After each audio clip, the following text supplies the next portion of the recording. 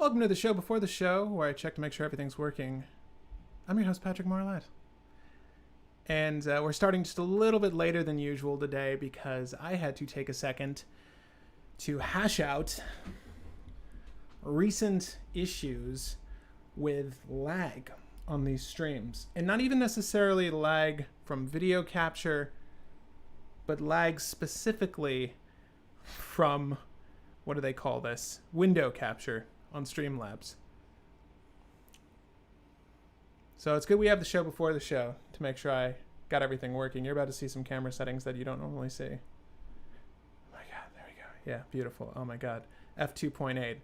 All the pros shoot at 2.8. Does it look underexposed? No, you're good. 1/25th of a second? Sure, why not? I'm wondering if you're seeing that. Let me see if you see that.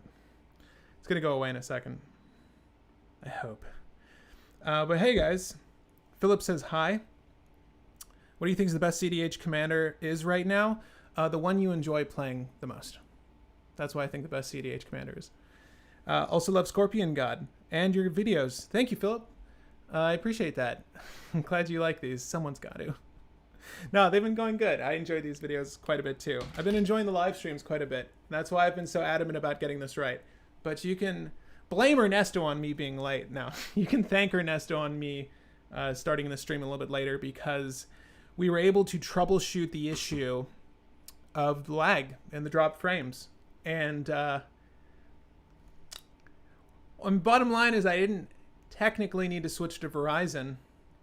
I'm happy I did because the service is better and the quality of our internet is infinitely better. But the issue, oh my god, can you hear my cat? But the issue is Streamlabs in tandem with Mac because the window capture process, it drops a shit ton of frames. And I don't have a secondary monitor. I mean, that's why historically we've been using my phone, right? But if we do a screen grab, or it's a display capture, I think is what they call it on here, it's fucking buttery smooth. It's gorgeous. So what we're gonna do, and I'll set up a scene for this weekend. So in case you enjoy these live streams and you tune in every week for the live streams, this weekend is going to be with Play to Win, and we're going to be playing games with them, obviously. And I think we're going to be hanging out afterwards to record some stuff potentially for their channel. I'm going to work that out with them. Either way, more games, more fun, and I hope we can hash that out.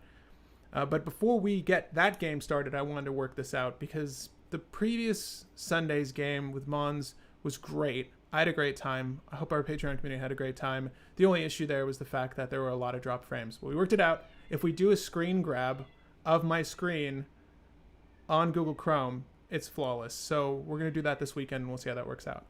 My cat sounds like it's dying. Give me 1 second.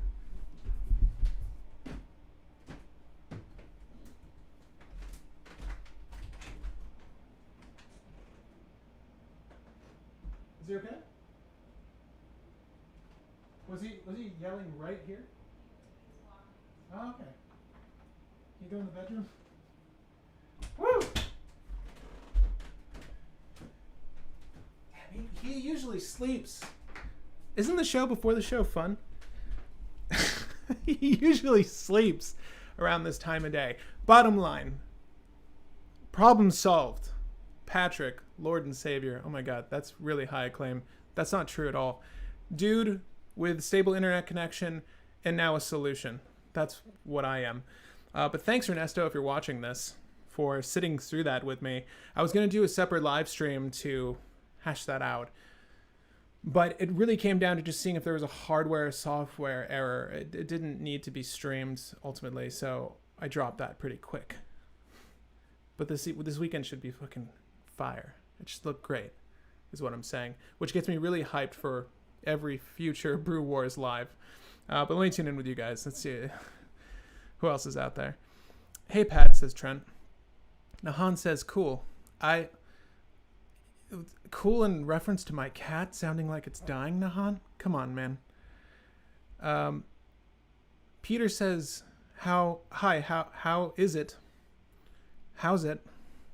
Peter says, how's it? Well, Peter, it goes well. It goes really well now. Now that I've figured that out, because this has been bothering me so much, This has been bothering me to no end, having lag on the live streams, because I really enjoy, if you didn't notice, I really enjoy doing these, and I want these to be more of a staple on the channel. So getting this shit to work properly has been my bane. I swear to God, if there's a technological error that can occur when I'm committing to do something, it will occur. I have the worst luck with technology. So anytime I like successfully make it over one of these hurdles, it feels great. So I'm in a great mood. Also, we're really close to 20,000 subscribers now. So we can celebrate if we hit it today. Or if not, then I'll celebrate it separately at some point. But definitely going to treat myself to a nice dinner at that point.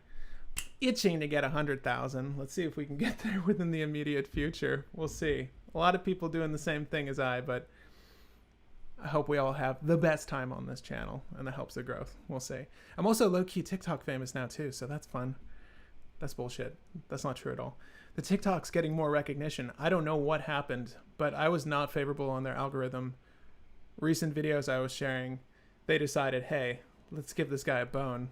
Give him some of those views, those sweet views on TikTok. And I think that might be helping the channel. So anytime something can be moderately successful for this channel, that's a good thing. So how is it? It's really good. Raphael, hey. Logan says, I want to say thank you. Your content has got me through a rough time. Keep the content coming. I don't have any paper magic anymore, but I play Arena. Damn. Well, you're welcome, Logan, and thank you for sharing that. I don't know if paper magic is related to the tough time issue. You obviously don't need to jump into this, but if you ever want to get into paper magic, or you just want to play Commander with friends on any level, I just see if it's safe to proxy those lists, because you can have a full deck very affordably. So whether or not you want to own that list, you can jump into Magic pretty leisurely these days. And Commander is a casual format, so it's just important to bear that in mind, you know. But that's awesome, and thank you for sharing that news. I'm glad this channel could help. I mean, it's pretty therapeutic for me too. Not to say that that's what you're using this channel for, but getting to provide this content for you all is really enjoyable for me, so it helps me a lot too. So thank you, Logan. Brandon says, looking forward to hearing about the Scorpion God. Me too. That's why we're all here, right? I have in my binder and been tempted to build him. Yeah, and Trent Brew was the Brewmaster that suggested the Brewmaster build today. So I bet he's excited for this too. I've got loose ideas as to what I want to do with this list, but I'm ecstatic to sort of build this out with you all, as we have been. I mean, Rakdos doesn't have too much going for it. It's got a lot of rituals. It's got... Red doesn't have great stacks, in my opinion. Nothing that's really super impactful in a cEDH setting. Unlike like the rule of laws you might see from White. And Red, we'll see. I'm calling this a Staxdos list because, well, it's a fun play on words for Rakdos stacks, but I'm not sure how successful it's going to be at stacks dosing. I think it's going to be maybe Staxdos light, and then we'll use the Scorpion God for value. It's very odd value though, so we need to find those -1 synergies. And obviously, you know, it's a... Well, we'll get to it when we get to it, I guess. We'll talk about the Scorpion God in just a moment. No, the setup is cool. Thanks, Nahan. When is the next Brew War? Says Mana Burn. Well, beyond the Brew War live segments, which is something that I want to keep doing, and they're going to be bi-weekly, likely, as sort of a benefit for our Patreon members, but also a way to showcase, well, I've had a lot of channels reach out to me to do stuff with them, and the free time I do have, I try to spend away from Magic, believe it or not. You know, unless we're playing Cube or we're playing Commander just privately with friends. But I would like to commit more time to playing games with other channels. So if Brew Wars Live can be a vehicle for that, that's really exciting. But also it's a great vehicle for just us and our Patreon members to play together. Like, I know Ernesto really enjoyed our previous live stream, and I know Justin really wants to jump on more of these. And I know once Phil settles in Colorado, he will want to jump on and play these with us. So that's going to be a really great way for us to enjoy each other's company and us all collectively to play games together and hopefully learn from those games. But the next Brew Wars, I should be recording. This has been a really tough month. A lot of our game group is actually moving. So maybe we hold tryouts or something. But we've got a date set for the 21st. So if you're new to the channel, Brew Wars is always at the end of the month, like the pre-recorded Brew Wars, because it gives me the most time to schedule. Everyone has a day job outside of myself. I work part-time, so I don't really have a day where I specifically need to do a job other than anything that's self-mandated, but I'm always free to shoot. So if it was just me and 3 other me's, then you would have Brew Wars every single day. But as it stands, I'm working with everyone else's schedule, trying to rein everyone in on a weekend. Obviously I need to shoot that, and then I do all the rest of the work so far as the editing is concerned. And it's actually a very time-consuming process. So it's always going to be once a month, and it's always going to be at the end of the month until I can pay for a staff. Yeah, I don't know. That was a very long-winded answer to your question. I love your TikToks. Thank you, Jonathan. Yeah, it's interesting. Someone was mentioning a new Patreon member. I don't want to get his name wrong. Was mentioning how YouTube is like, you can see them starting to promote YouTube Shorts more. And all the stuff that's been on TikTok, rather, is YouTube Short that's transitioned over there. Because I like YouTube as like a main hub. I really like this media source. I find it's the best out there. I enjoy producing content on YouTube. It's also nice to just have everything centralized for you all. But I'm going to look into making exclusive TikTok videos because it seems the videos that work better there aren't necessarily the videos that work best on YouTube, although there are certain videos that are universally good so far as like a view count is concerned. So I'm probably going to make TikTok exclusive videos in the future, if not just have like nice tete-a-tetes with audience members that follow on TikTok.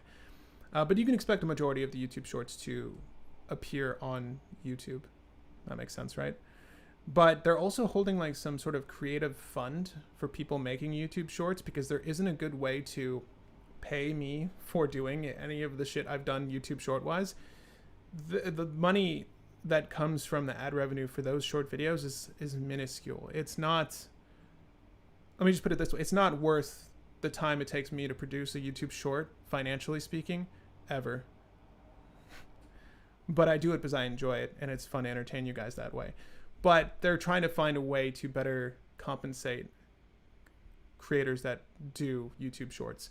If you watch the video through a typical player, then it could be monetized. But if you're watching it through the short shelf, which is where a majority of the views come in, like 75 to 80% of the views, then there's just no money going towards the creator, which is pretty crazy to think. But I mean, it's free entertainment, right? We just want free entertainment. I mean, I use YouTube for everything. So Trent says, very hype. Brandon says, just finished my Scarab God Zombie Tribal, and it plays out great. Not a cEDH deck, but definitely a fun one. Hamohimana says, hey Pat, I sort of built the Acerak deck last week. A bit tuned down since our group is only high powered. Love the deck. The dungeons are very interesting, and Mono Black is actually really fun. I bet it is really fun doing Mono Black, but it can be very difficult. Like, if your group uses stacks, then you're hoping that one of the other players also finds said stacks piece disagreeable. Like a Trini Sphere, everyone's going to want to break that, and you're kind of riding on them to break it for you. You know, but that's kind of good for Acerak, because Acerak is 3 CMC, and like you can sort of just venture through the dungeon while people are fiddling about. Just leave some mana open for interaction. What sucks with Black is that, you know, you've got Withering Boon for creature counter and Imp's Mischief for redirect, Feed the Swarm for a lone enchantment, and then there's a bunch of oddities so far as the rest of your enchantment and artifact removal suite is concerned. So Black is sort of in a hole that way, Mono Black in particular. Generally, it's, you know, considered a great support color because of all the tutors, but it doesn't have much by way of its own removal suite. So it can be tricky, but Acerak does look really fun. I mean, I enjoyed the heck out of it when we built it, so I'm glad you went about building one. Recently discovered this channel and I absolutely love the content you and your friends produce. Thank you, Jeebus. Thank you. I heard stacks, so I'm here, says Paul Johnson, and thank you. I I am excited to lay down the stacks. We'll see how much stacks we get. Obviously, we're not going to want to pigeonhole ourselves into a particular strategy, but I kind of want to hate on Graves, but we're in Rakdos, and we kind of want to rely on the Grave, which we'll get into in just a second. I just recently also started exploring Rebel's channel. Nice. Alexandro says, hope you're having a great week, my guy. Better now. Trev Heimer. I've never known how to pronounce your name. Heimer. That's because all the platforms incorporate elements of other platforms. Facebook and Twitter and Stories, Instagram. Yeah, I mean, even TikTok was new, so YouTube had to get similar thing. But the thing is, even TikTok borrowed its concept from Vine, borrowed its concept. I mean, nothing in this day and age is original. And anyone trying to like take onus over an idea, I mean, they're really SOL. There's just variations of things. Like Hot Ones is really hot right now, but it's just an interview show where people eat hot wings. I mean, base level, it's a very simple, clean concept, but like in practicality and like as a viewer, like I absolutely love that show. Mostly because Sean, I think, is a great host, but what they did there was, it feels original, but it's just an interview, right? The concept itself is unique, but it's just an interview. And the thing is, like YouTube Shorts, like I don't really care. Like it's no difference to me. I'm in wherever the audience is. Does that make sense? So if our YouTube Shorts are more successful, then I'll go there. But it's funny, like when something catches fire on TikTok, like it really blows up, like multiple thousands of views in a matter of seconds.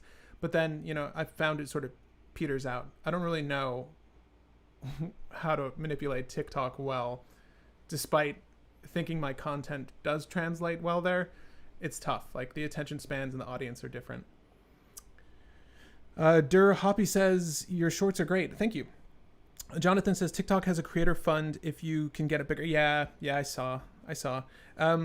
It's I forget what it equates to, but you've got to really produce bangers. Like you've got to have viral shit all the time, or at least what would be considered viral, right? Because like most of these people, like their viewership is going to watch whatever they put out. If you look at someone like Bella Porch, you know, it's very simple for her. Not to say that it was easy to break into the amount of success she has now, but you know, most of her videos get multiple millions of views, and then like those view counts, it's like a nickel per view or something like that. It's not much, but it adds up, right? YouTube doesn't really have anything like that for the short shelf views. The short shelf is just it's the TikTok viewer, right? But let me see. Alessandro says, try not to burn yourself out. Take enough time.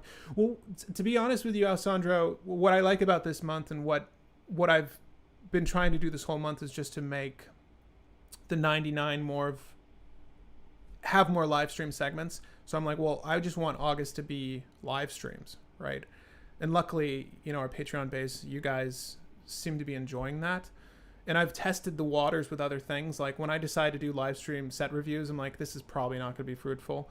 And it's not really. Like after the video is out, there's not that many. I mean, at least with Adventures in the Forgotten Realms, stuff like that, the views are different. I don't know how. I've tried to contact YouTube on this, and they've not given me a firm response as to why viewership on a live stream video that's like imported on the platform is never really as successful as just a pre-recorded review, despite my feeling that live stream set reviews are better. I think it's just better having a conversation with you and finding new strategies, new play lines, and maybe cards I wasn't necessarily looking at with you all, and being able to discuss them live, why they're good, why they're bad. That conversation, I find the set reviews live are better than what were essentially just stagnant pre-recorded reviews where I give you only my 2 cents. I found it's better this way. But anyway, I've been testing the waters with live streams for a while, but now that we've got better internet connection, Streamlabs OBS was not accessible like a year ago when I wanted to do this on Mac, or at least when I was looking for it, and OBS did not function well on my Mac.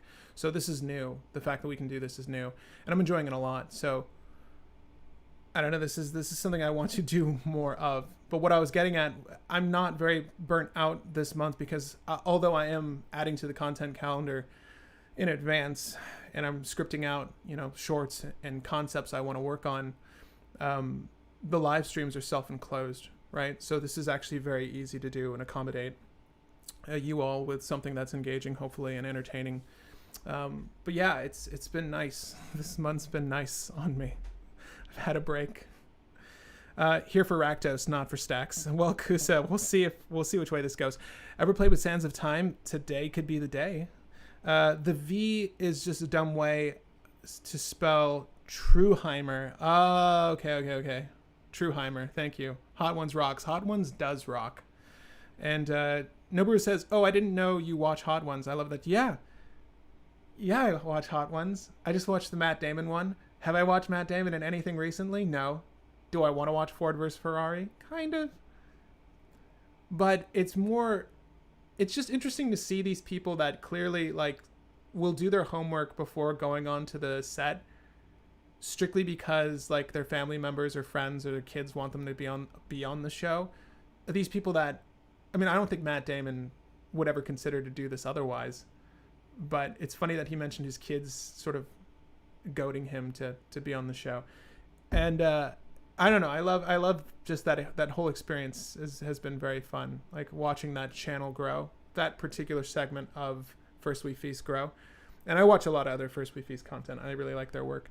But Hot Ones is a very unique breed. It's super enjoyable. And Sean Evans is like definitely what you can accredit to that show's success. I don't think if they had a separate host, I don't think it would be as successful. He's very good at working off the cuff, and he's very good at working with people. So I really love that. Ricky, love your content, bro. Can't wait to see the deck. Me too. We should probably hop into it right now, actually. This show before the show has been going on quite a minute, but I think we've got the general audience that wants to see this deck be made. Hoping to stack a card or two for my Seedreed stack. Okay, well, I hope I provide you something original. Sometimes hard to watch a conversation stream after the fact in a video where you can't interact. You can feel left out with someone who interacts too much with their chat. Yeah. It's weird. I don't really, for this it's easy, right? But I can see where this could be not great. The live stream set reviews, it's best live, obviously, but I try to just accommodate the interaction after going through a certain section of the color pie. And that can even be improved upon. I like getting your feedback on these. But I can see that. Ultimately, when the stream goes up and it's saved to YouTube, you can see the live chat. So you can still get that sense of involvement by following along with what I'm reading, like as I go through these with you. But anyways. Come one, come all, brewmasters and brew babies, ladies and gents, Z's and Zers. Let us be amazed by Pat and his amazing Scorpion God. I think on that note, we better add Bolt Ben to the list. I think we start this one up. Yeah, right?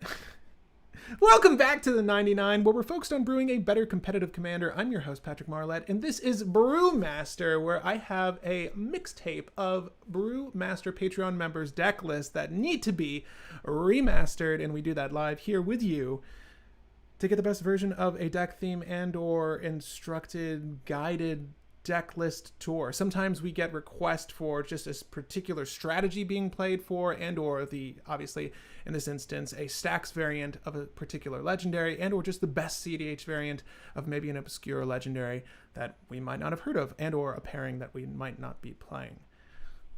That is not the official intro. But Brewmaster is a segment that is exclusive to our Patreon members. If you're not a Patreon member, well, for shame, that doesn't matter. Brewmasters, if you're watching this now, feel free to go to Patreon to check out the pinned comment. That is where you'll leave all future Brewmaster suggestions, and I'll send out a reminder message the last week, the last Monday of the month, to just check in with you all if there's a particular legendary you'd like to see brewed for, because as it stands, there are a ton of new legendaries that we have not covered from sets just this year, and obviously even pairings from Commander Legends. So if there's something you'd like to see done or a theme you'd like to see captured on the show, hit me up there, and that's where we'll queue you up for the next Brewmaster segment. But this one's pretty simple today. I gotta make sure. We're gonna do it this way. We're gonna do it this way. I think it's called streaming now. There we go. Okay. We're live. Officially live. The Scorpion God. So, I don't know why I picked this art, because, damn, it's even difficult for me to see right now. But the Scorpion God. We're working on the Scorpion God. For 3 generic Rakdos, legendary creature God. God, I'm really challenging myself. 6/5 body. If you were wondering about Bolt Bend, this is why. Whenever a creature with a -1/-1 counter on it dies, draw a card. So very specific. But that's a very interesting synergy. So any effect that's going to hand out -1/-1 counters, whether it is an opposing creature, your own creature, you get to draw a card. So although at 5 CMC, this isn't necessarily a value engine you should shoot for unless you have a synergy like in hand or on field that you can leverage, but that's card draw nonetheless, and the Scorpion God happens to be its own synergy. So for 1 generic, 1 black, 1 red, put a -1/-1 counter on another target creature. Lastly, like a majority of the gods, if I'm not mistaken, all the gods from Amonkhet have some functional version of this. But when the Scorpion God dies, return it to its owner's hand at the beginning of the next end step. So if it dies on your turn, that end step. If it dies on opposing person's turn on that end step, that effect is actually quite good. It means that you can cheat around the commander tax that you would regularly have to pay. If you decide to leave this in your graveyard, it will go back to your hand at the end of that turn, right? And it's also really cool because if it dies and you decide to put it back in the command zone, you know, if it's died multiple times that game, if you never let it go to the command zone prior, then you'll be good. So the tax is only applied for cast from the command zone. So why this is labeled as a Staxdos list and why I think we're going to gear it towards being a slower list is the fact that our legendary itself is operating at a slower pace, but it is a decent value engine, and it's sort of encouraging you to kill things with -1/-1 counters. So we're going to look up, I think, to start, every single instance of -1/-1 being applied to creatures. Yeah, that seems fair. I do have a Nest of Scarabs in the image to the top left here, and that's because I think it could be quite good in this list, but we'll find out in a second. And I realize now, I'm not sure if I added this to the description for you guys. So what I'm going to do is go over to Safari, where I'm viewing your chat, and I'm going to leave the list right there. And I'm going to try to see if I can live update this. If you're tuning in late or you're tuning in now or you're watching now, the deck list for you to follow and check out as we build it is also going to be in the description. And it should be there now. It might take a second to save that out. But if you want to follow along and test this as we go along, you may do so. Now, I want to do that -1/-1 synergy, and it can be a little hinky on Scryfall when you search this, but it's called counter, right? Counter or token? God, this text on this guy. Counter. Okay. Counter. And then we're going to look up Rakdos, obviously. So let's just look up everything that can apply -1/-1 counters. So I think like removal spells in this instance that say -1/-1 counters are something we're going to want to actually manipulate. Now we might not get, this is what I mean hinky, like you see that there's no negative in this text, but it did, you know, factor in the fact that we put 1 \1 or // I'm not a techie person. Is that a backslash or a // Let me know in the comment section down below. But you see how it looks up the 1 1. We're gonna have to sift through these to find the -1s, but I just want to get this out of the way first. And obviously, if you have suggestions, I'll take a look at the chat as soon as I'm done running through these. There's a lot. There's not that many, though, that we're going to actually look through. We will stop at a certain point here, but let's at least get past the land base, because I feel like we're probably good on any lands that do that, unless there's a land that really does that. I mean, I don't think I've ever seen a land that just lays on -1 counters. That would be insane. But I just want to find these minor synergies first to see if it's something that we actually want to play with, and then we can go from there. I did put -1, right? Oh my god. Wait up. Look at this oracle. You see this oracle here? Wait, this might change the equation a little bit. Wait, do this, do this, do this, and do this. There we go. Okay. Better. Infinitely better. Oh my god. There are lands. 2 deserts. Name all the desert synergies. Oh my, look at the art on Grasping Dunes, by the way. So pay 1, sacrifice Grasping Dunes feels a little iffy. Also, the fact you can only do that at sorcery speed is really wonky. Sacrifice a desert, put 2 -1/-1 counters on an opponent, creature opponent controls. That's actually not so bad. Again, the sorcery speed kind of kills it for me, especially if it's 4 mana. Tapping 4 mana on your turn for that is kind of rough. At the beginning of your upkeep, put an ooh. Consuming Fervor is kind of sick. No, obviously, you know, that player is probably going to want to swing at you. If you were to put this on an opposing creature, but if you put this on your own creature, like, you can, when it ultimately dies, right? And or Consuming Fervor, if you place this on a value creature, let's just say you place it on your Dark Confidant, because Dark Confidant's going to be in the list, right? Obviously. If it dies at some point, or you sacrifice it to Diabolic Intent, something like that, you'll get the draw off of it, which is really cool. And it's not per -1/-1 counter. I think it's just if it had one, right? Yeah, okay. That would have been great if it's per -1/-1 counter. It's really fun saying -1/-1. When Festering Mummy dies, you may put a... not going to use that. Sacrifices, put a counter on someone. No. Ooh, whenever you cycle or discard a card, you may pay 1. If you do, put a -1. God, -1 counter on target. I'm just going to say -1. Not going to double down on the -1s. That's okay. I'm not sure we're really forcing discards in this list yet, right? But this is a really interesting way to do the trick. And I'm sure there's some sort of loop there that you can do. I like Scar. You know what? Hell, yeah, we'll add Scar. So we're going to put Nest of Scarabs in, and I'll look over Nest of Scarabs with you all in a second. But we'll put Scar for now. It seems like a dumb card. It is a dumb card. That doesn't mean this stays. But I'd be interested to kill a dork and draw a card. I would be interested in that. If a source you control would deal non-combat damage to a creature an opponent controls, put that many -1 counters. No one will ever block you again. Oh shit. Chat has something important to say. Hey, put -1/-1 in parentheses. It will look... okay. Hold up. It looks like it did the same thing. Give me 1 second, guys. But I'm with you. I'm with you. We're there. We're there. It seems to be doing the same search result. We've got it going, so that's good. There's a swamp that puts -1/-1. Does it just give it -1/-1? Or does it give it a -1 counter? That's the question. I did not expect this many people to be interested in Scorpion.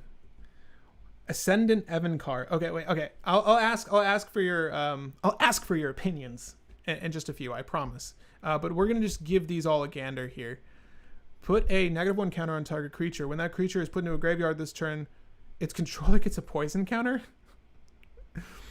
That's a synergy we're not that interested in, right? So it's nice that we can do this for red or black. Again, Scar, not a fixture in the deck. Don't get me wrong. I'm just saying it's interesting. Remove a -1 counter from target creature. That's no good. This is like a combo piece with someone, right? Can't you do like a Machias thing? Oh, we're not gonna do that.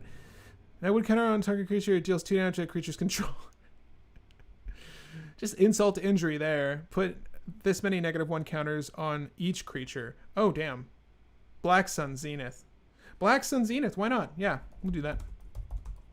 And again, we're really looking for the ones that are repeatable, so we haven't gotten there yet, but... I mean, Black Sun Zenith is technically repeatable, right? Because it gets shuffled back into your deck, but... the beginning of your upkeep, destroy target creature with a... yeah, actually, that is really interesting, Crumbling Ash. At the beginning of your upkeep, destroy target creature with a -1 counter on it. We're going to be dropping those anyways, right? Okay. I like Crumbling Ashes. Again, this is just a good way to get rid of those value creatures. Like, when your opponent plays the Timna, or when your opponent plays the Crom, and you're like, okay, I see what you're trying to accomplish here. I will put a -1 counter on that, and it will die at the beginning of my upkeep. Now, it sucks that it's your upkeep, so they have time to respond to this, but it's not bad, especially if the counters haven't been allocated, right?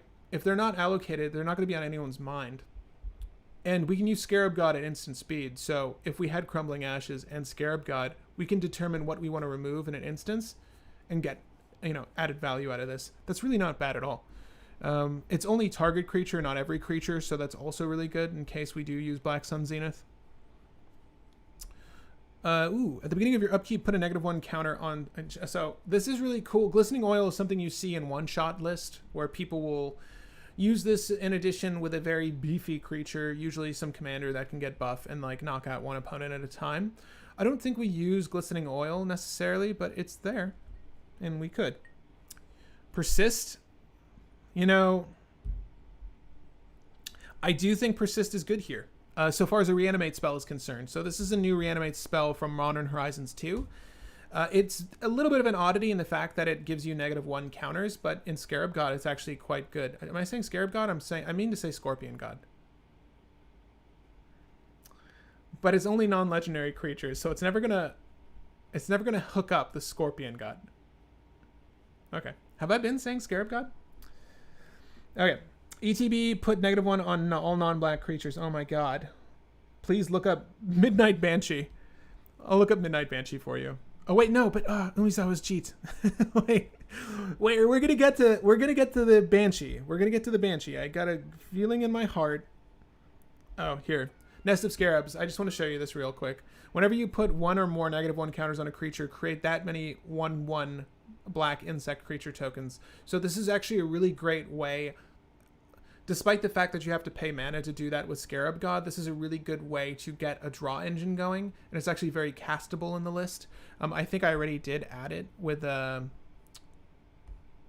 deck. Yeah, I did. Yeah, so it's quite good. We'll make use of Nest of Scarabs for sure. We're going to get to Midnight Banshee, I promise. And if we don't, I will look it up. Whenever an opponent casts a spell, put a 1/1 counter on... yeah... No, we're not interested in that kind of value. I gotta say, though, so... I'll put it in the list for now. I'll put it in... Have you ever seen Rakdos Voltron? That's what this video should have been called. Maybe it's a thing. I don't know.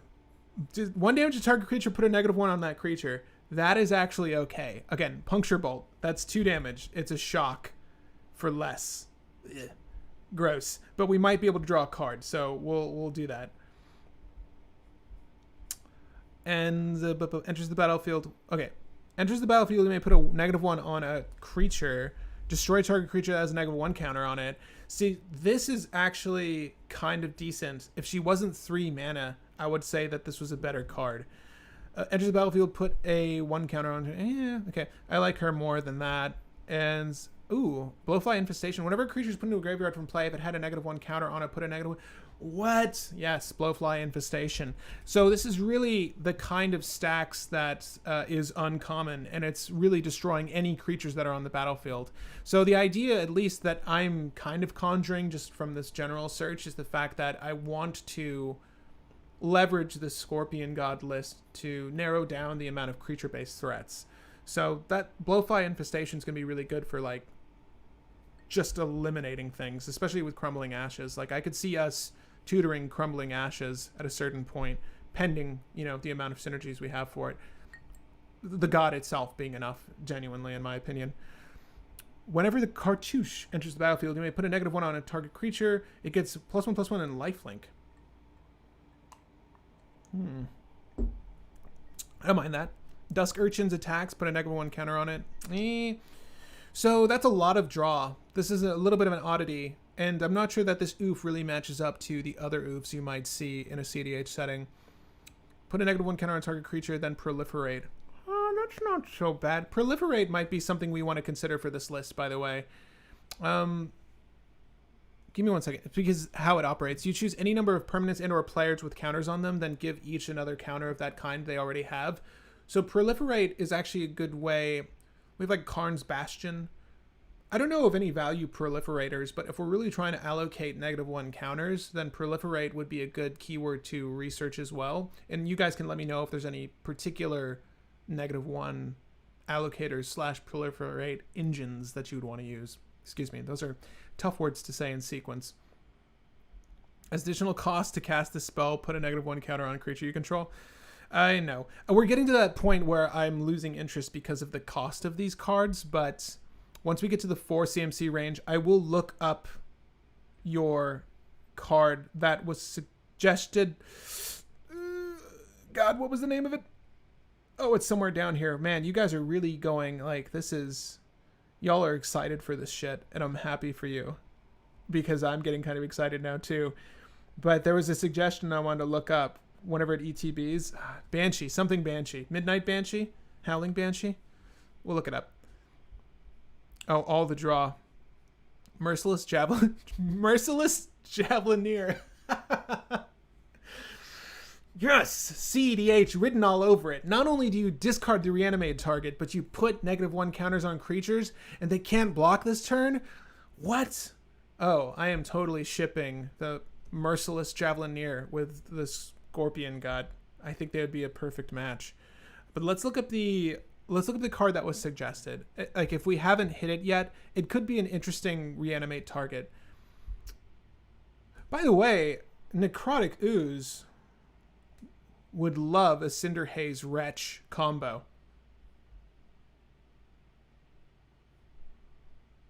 So...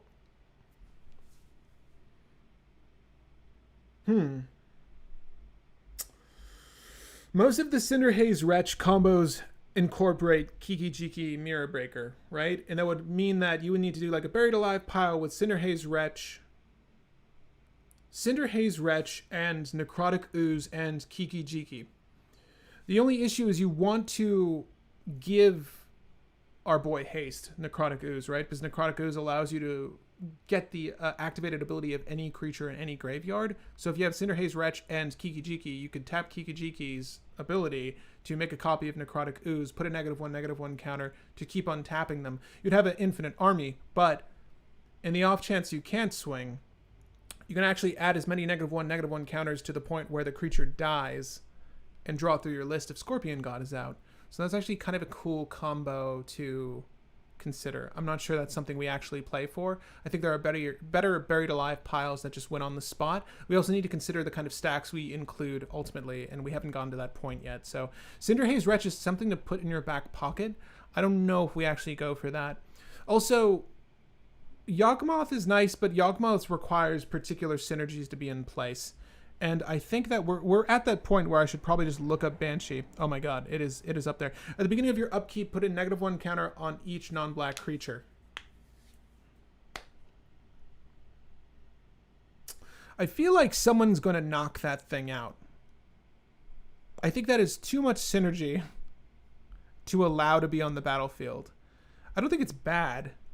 But the fact that it's on your upkeep, if I think the way it was described in the chat, if you guys aren't following along with the chat, is if it was in existence whenever a creature enters the battlefield, I think is what I read.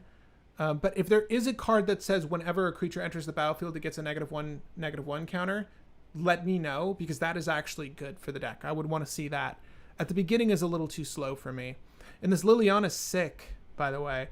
I would love to use a Liliana that's sort of offbeat, but that's not the one. It's too expensive at 7 CMC. And Traveling Plague. Wait, I don't know. Nope, I'm not going to make it. And yeah, whenever it enters the battlefield, put it on each creature target player controls. Proliferate. Well, that's a proliferate engine for us. We should probably look into a sick ass. It would be really fun to look into like a cool persist combo for the deck, right? We would lose. Okay, so Necrotic Ooze lines, some unique Necrotic Ooze lines are available to us if we were interested in drawing the deck. We can also look into persist, but the persist creature, when it dies, it will have, depending on the combo we set up, it won't have the -1 counter, so it will die without it. Right, it needs to leave the battlefield, enter the graveyard with a -1 counter, state-based action. It's removed, then it will come back. But if we're doing something like an Undying build with Machias, then we don't really get to leverage that, if I'm not mistaken. Could be wrong. Give me 1 second. It gets +1/+1 if it didn't have a +1/+1 counter on it. Sure. Okay, so that wouldn't really work as well as I wanted to. Enters the battlefield, put a -1 counter on target creature you control. Okay, so I'm going to check in with you guys to see if there's any good suggestions that you would like to see in the list. And there's actually quite a few suggestions running in the chat right now. But room for Yawgmoth or too expensive? I think that there could be room for Yawgmoth, yes, but I don't know how many creatures we're actually going to have. And Yawgmoth sort of desires its own synergies, like a lot of token generation, like Bitter Blossom, Dread Horde, whatever, the one that amasses and makes zombies, stuff like that. And those aren't synergies we're necessarily looking for the Scorpion God. So I don't know if it's a real good mesh for the list, although it does obviously work well in tandem with the deck. Nest of Scarabs plus Infestation plus Scarab God is a wombo combo. So we have Nest of Scarabs, we have Infestation. Infestation. Did I pass this? Zombie Infestation. Discard 2 cards. You can't mean that. Oh, you mean Blowfly Infestation. Whenever a creature is put into the graveyard from play, if it had a -1/-1 counter, put on -1. Yes, that is a wombo combo for the deck. And we have both those cards in the list, so we're going to have to look for that. Midnight Banshee. Thank you. Thank you for reminding me. Plague Belcher can combo with Gravecaller. It's not trash, though. And yes, Plague Belcher is a zombie. And if we do decide to do... if we do decide to go for a Gravecrawler loop, and we can talk about that in a second, this will work, right? So whenever another zombie you control dies, each opponent loses 1 life. So with Gravecrawler, this can work as a combo piece. Whenever Plague Belcher enters the battlefield, put -1/-1 counter on target creature you control. So you would kill the Gravecrawler, I guess, in this instance. And what you would do is use Plague Belcher, Phyrexian Altar, and Gravecrawler to just continuously cast and recast Gravecrawler, and then you will have a zombie dying, killing your opponents. That's fine. That's fine. I think that's something we could do, and obviously, you know, the -1 counter allocation off the bat is okay because you get to draw if the Scorpion God is out. When I say the Scorpion God, I keep getting an image of The Rock in my mind. Was there not a spin-off movie from The Mummy called The Scorpion God? Am I just making this up? Was really amazing CGI. Am I making this up? My man just skipped over Necro Skitter. That thing is a bum. Alright, let's look at Necro Skitter. I think I saw it. I was getting near the end of the list, okay? Necro Skitter. This thing is a bum. Whenever a creature your opponent controls with a -1 counter on it dies, you may return that card. What? Yeah, we'll add Necro Skitter for now. I don't know if it sticks. Is it Necro, like, nah, Necropotence. Okay. Necro Skitter. We'll add Necro Skitter for now. Again, I'm not sure it sticks, but it seems pretty decent. Carnifex Demon is probably the best persist target. And this is, Carnifex. Is this thing over here? Is it this big old dragon? We can look at that really quick. Nope. Nope, it's not. This guy. Enters the battlefield. Blip. Remove a -1 counter from. Blip. Put a -1 counter on each other creature. Wow, that's pretty gas.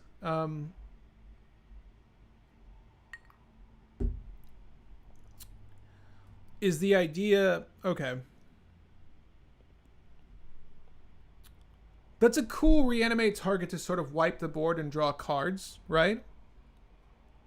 Bearing in mind that the Scorpion God could die within this occurring, because it's not creatures that you don't control, it's every creature, right? Maybe. Everlasting Torment could be good, perhaps. Good old Carney. Jit doesn't use -1 counters. Wait, stop. Don't crush my dreams right now. Don't you crush my dreams. What does Jit read? You literally crushed my dreams. You literally took them, threw them on the floor, and stomped on them. Why would you do that? Mike Trike, I hear you say. Okay, Dylan, maybe. I'm hoping to throw you some bones once my check goes through. One of my favorite channels. Thank you, Kelton. Should we add Read the Bones in honor of Kelton's promise? Maybe. Murderous Redcap. Yeah, Murderous Redcap. Okay, so we can actually add a Murderous Redcap combo to the deck too. And if you guys don't know, Redcap is another persister. But what's nice about it is it does the trick by itself. Provided you have a sack outlet, whenever it enters the battlefield, it deals damage equal to its power to any target, right? So if you had this coupled with your boy Machias, you would be able to damage out the board if you had a way to sacrifice Murderous Redcap. There's a lot of A plus B plus C combos that we can incorporate. I think, and it's something I've been slamming into every list. I think one combo, because we don't have any combos yet. Buried Alive. I'm a sucker for Necrotic Ooze right now, and I'm adding this into every list that contains black that can leverage it. Reading Necrotic Ooze, Scourge Familiar, Asmodeus, right? So this is a good way for us to just churn through our list, to draw our deck, and then to find whatever line of play we want.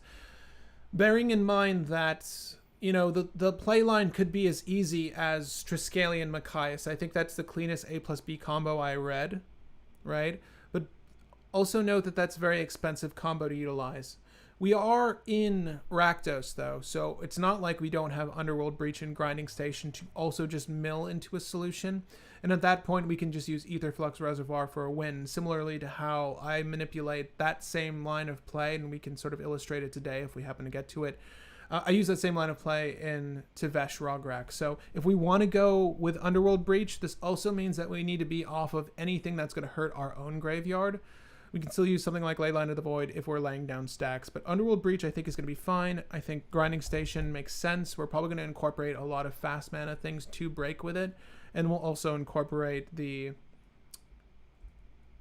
Aetherflux Reservoir.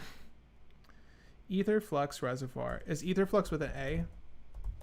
Or is it with just the E? Yeah, there you go. So I'm going to save this out so that you guys can be up to date with what the list has. This collection has changed since you began editing. Discard your current changes to do what? What? Discard your current changes and view the updated version, or hit save again to override the updated version with your current changes. The fuck? What kind of stupid nonsense? Okay, so this should be the list as it currently stands. And again, if you're following along, you should be able to see all of this. I think in this particular instance, now that we sort of have Underworld Breach set up as a particular combo line, and Asmodeus Necrotic Ooze as a combo line, we still need a win con to functionally win out the list. So obviously we have... Scorpion God doesn't really help functionally for a win. It's just there for value. Aetherflux Reservoir is the easiest win line to set up. If you guys want, we can add another combo, obviously. Casting and recasting with Aetherflux Reservoir, we're going to be able to storm off to kill the board, right? Just, you know, keep count of when you're doing the storm play with Underworld Breach in play. Just make sure to keep a die next to you. I think the next thing we would want to incorporate is maybe a persist line of play, because there's a lot of persisters. Let's just keep it as it stands and sort of work on the stacks element of this deck. But I want to tune in with you guys to see where you're at on this one. Black Suns wins you the game usually when you cast it in a deck like this. Maybe? World Gorger Animate Dead. So if we use World Gorger Animate Dead, that's going to be infinite mana. Might think you're up to something. I think that would be okay. Phyrexian Devourer Trike is a graveyard combo with Necrotic Ooze on board. For sure. So that's actually something we use in the Belby list. And I'm sorry if I'm missing a lot of your commentary. There's actually quite a few comments in the chat right now. Yeah, that's something we can do as well. I like the idea of including Asmodeus and just as a draw function. It's not necessary. You could legitimately use the combo that was suggested here with either Walking Ballista, Triskelion, and or Machias and Necrotic Ooze, like one of those two creatures. And maybe we do that instead. We need a Blood Artist effect. We need a Blood Artist effect specifically for all of the things that will be dying. So there's a Zulaport, Cutthroat, and Blood Artist are the common ones. And Blood Artist is generally regarded as the best because it doesn't matter what creature is dying. So long as another creature dies, target player loses 1 life, you gain 1 life. Now, the only unfortunate bit about this is that you need to specifically pick the target of the spell. I think Zulaport, Cutthroat just makes it so that everyone loses life, and I could be mistaken. Outside of yourself, that is. But Blood Artist would be fine. I think if we win for persist lines of play, then we can add in one of these, and that would be okay. And then obviously if this is just on the battlefield, it's a good way to benefit off of it, right? So this is what I'm talking about. Each opponent loses 1 life and you gain 1 life. So the Zulaport's kind of the best, but it needs to be a creature you control. And if you're really playing for that, then yeah, you're fine. But those are what people call commonly aristocrats. So if you want to add an aristocrat, you can. Infestation, Nest of Scarabs, Blood Artist. Oh, you want to add a... Okay, I see what you mean now. I could potentially see that. We're in Rakdos. We could use Snoop Recruiter lines. We could. If you're going Aetherflux Reservoir, you could add Sensei's Dividing Top, Bolas' Citadel. So...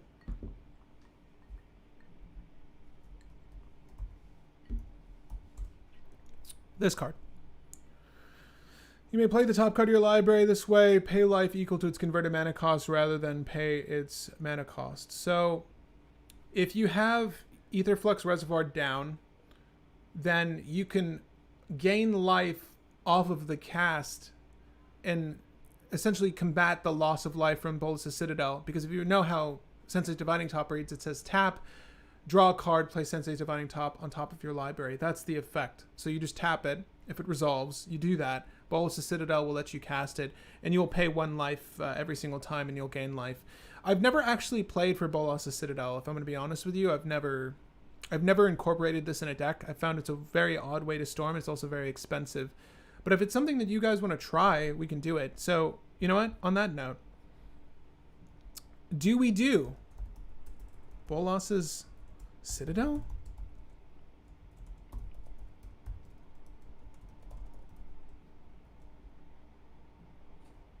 Okay, so the question is out. Do we use Bolas' Citadel? I'm going to put it on our sideboard for now.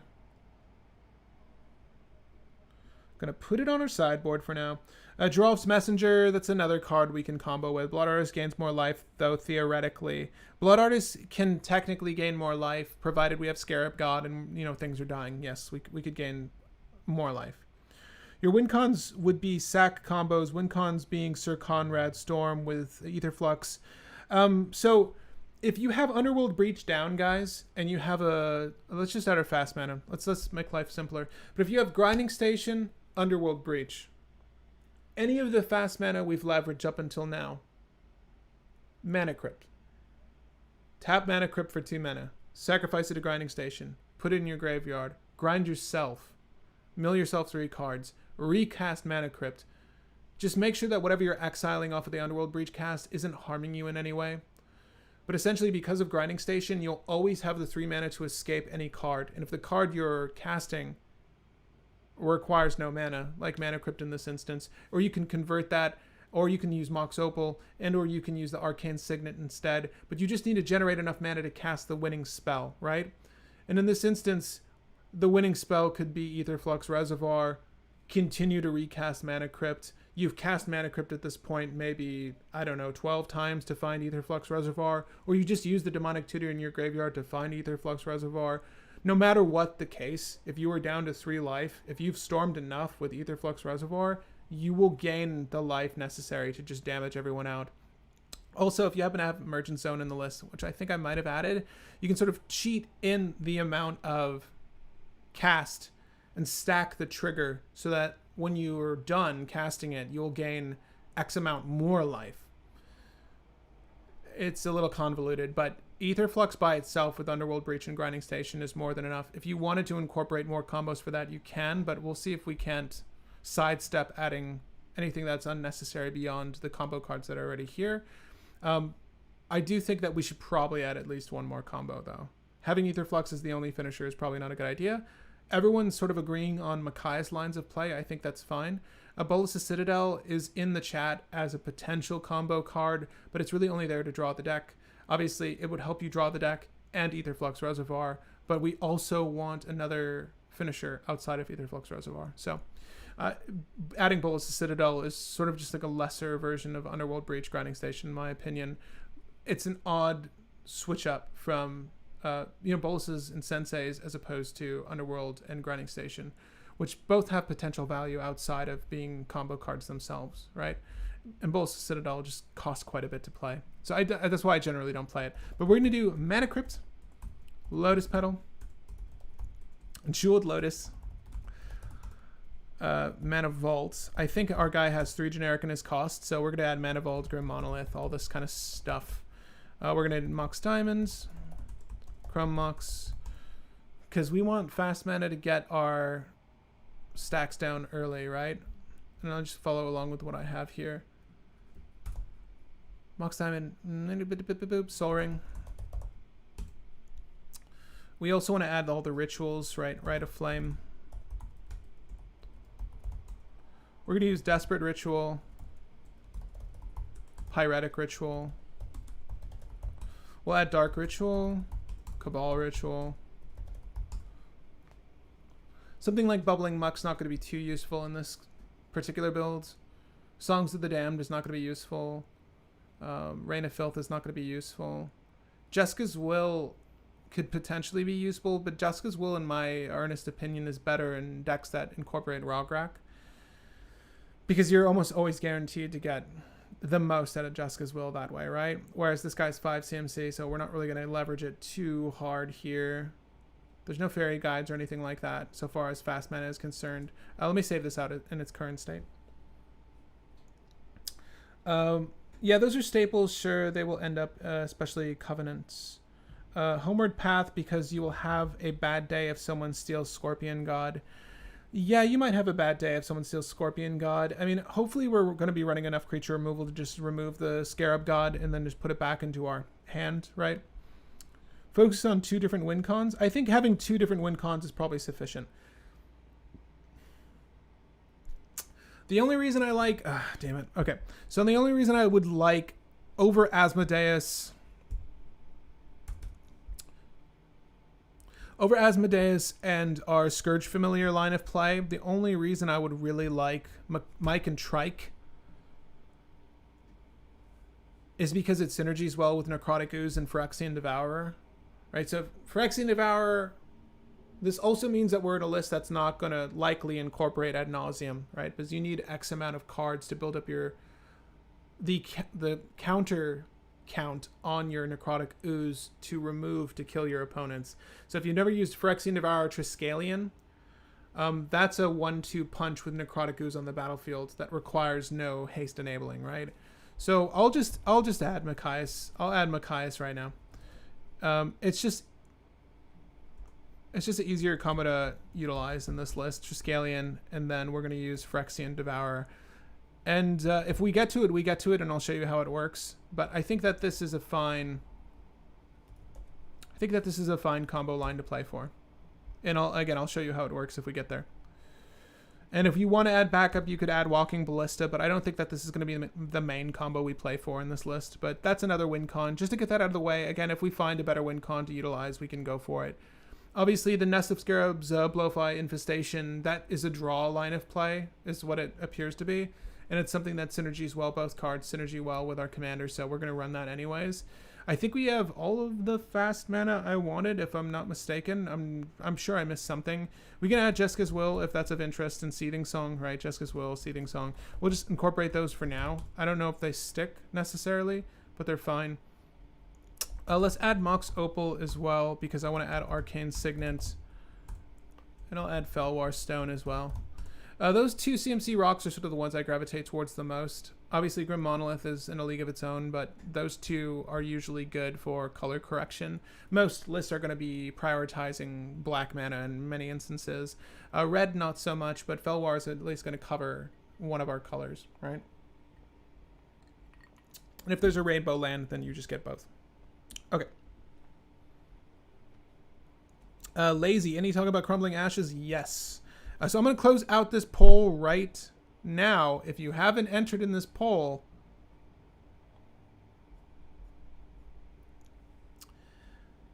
okay, so Psychosis Crawler with your combo, Cooper. What? Okay, so what's interesting is that it looks like my own Safari's live stream chat is not up to date. So let me just catch up on my phone here. The 99, what do you think about Narset's reversal play with a Boros Charm and a... Well, that seems a little... That is aside from what we're talking about today, but if we ever get to the point where that occurs, I'll let you know. You can actually hit me up on Discord or mention that in the Cauldron if you're interested in getting an answer on that. Parting thoughts is always insane. Parting thoughts. Destroy each creature. You draw X cards and you lose X life, where X is the number of counters on that creature. Sorcery speed? Man. I mean, that seems like a lot of work, though. That seems like a lot of work. Let's talk about our removal suite, though. Give me 1 second. We're gonna figure this out together. Don't worry. Are we looking at running a reanimator ritual like Burnt Offering? Not necessarily. We could though. Entomb, reanimate. That's definitely not what I spelled. Reanimate. We're gonna do animate dead. Animate dead. We'll do Dance of the Dead. I think we'll stop there for now though. Right? And that's gonna help us with our own combo line, and in most instances it feels like it's probably going to be actually let me just add something. Agadim's Awakening, and then I think I have the other MDFC land. Okay, let's save that out. Reanimate was not found, huh? Okay, let's try that again. Oh, you'll find it. We need to add a lot of things to this list still, but I do want to just take a second to look over the deck with you all so that we can have a basic understanding of what we're looking at. For anyone tuning in late, this is a good opportunity for you to listen in and see what's up with the deck. I believe we have 69 cards. Yeah. Yeah. That's how we roll on the 99. We need to add a lot of value things, right? Like card draw components outside of our god. And then obviously removal suite. And there's a lot of redirects and copy spells in red that we're probably going to want to utilize in this list that are going to function very well here. But our main combo lines are going to be Necrotic Ooze, Phyrexian Devourer, and Triskelion in Grave. And Phyrexian Devourer lets you exile the top card of your library, put that many +1/+1 counters on a creature. Necrotic Ooze in this instance. Triskelion says you may remove a +1/+1 counter and kill things. So we're going to be able to just get rid of our whole library and do that. Machias is a combo strictly with Triskelion.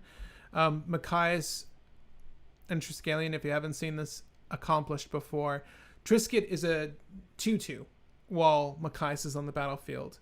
And Trisket enters with 3 combos. So you can ping one person and ping itself twice. It'll come back with an additional +1/+1 counter. Ping 2 people, ping itself twice. Okay, so that's another combo. The other combos we have are Aetherflux Reservoir with our Grinding Station. Any one of these fast mana elements, and maybe we add Mox Amber or something. We're going to add a lot of stacks pieces to incorporate.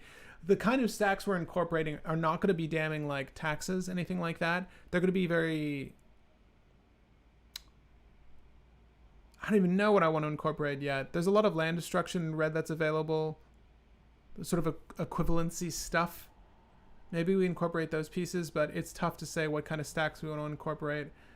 It seems like the kind of stacks we're manipulating is just a lot of removal thus far that we would want to incorporate. Animate Dead, all these things make sense. But Underworld Breach coupled with Grinding Station allows us to cast for a finite amount of times any spell from our graveyard. And in most instances, it's going to be a Soul Ring, a Mana Vault, Mana Crypt, anything that's going to stick, add mana to our mana pool, right? Then we'll cast Aetherflux Reservoir from our graveyard, and then we'll keep continuing to cast the Soul Ring, the Mana Vault, the whatever it was, to pile on cast triggers on Aetherflux Reservoir and kill everyone. Now, it seems like Bolas' Citadel was 63% to 36% voted for as being in the deck. So, okay, I guess we add Sensei's Dividing Top. But that will be another combo with Aetherflux Reservoir. So we've got 2 lines of play with Necrotic Ooze, Machias, Triskelion. We have Aetherflux Reservoir with Underworld Breach, and the other flavor, which would be Neapolitan in this instance, is Bolas' Citadel. Sure, why not? Why not? We also have Blowfly, Infestation, and Nest of Scarabs as a 1-2 punch. Whenever a creature is put into a graveyard from play, if it had a -1/-1 counter on it, put a -1. If a -1/-1 counter, you'll draw the deck. I'm saying you'll draw the deck with the Scorpion God, okay? That's just a lot of words that I don't want to regurgitate right now, but you'll draw the deck. We got all of our rituals, some oddball -1 counter allocation cards. Whether they stick in the list, I can't honestly tell you. It really depends on what we have at the end of the day here. Aghanim's Awakening is going to make up a 30th land for the deck, but I like it because it's a 3-drop, and it's something that Phyrexian Devourer will see with Necrotic Ooze and like. Jessica's Will, I'm iffy on. Again, I really only like it in lists that are going faster than this. Buried Alive is okay. Black Sun Zenith's okay. We need all of these things. All of these things make sense to me. And that's where we stand. With 70 cards, apparently. I went from 69 to 70. Did I add a card? Bolus the Citadel. That's why. Okay, let's continue.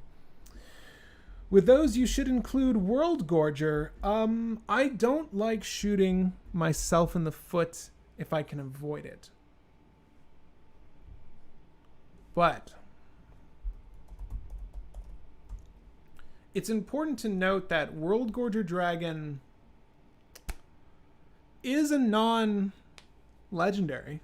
So we could use Unmarked Grave on World Gorger Dragon. If we want to incorporate a World Gorger Dragon, we can. It's not absolutely necessary. But World Gorger Dragon with Animate Dead, you make infinite mana. Right? If you have like a Sun-Scorched Desert, you damage everyone else.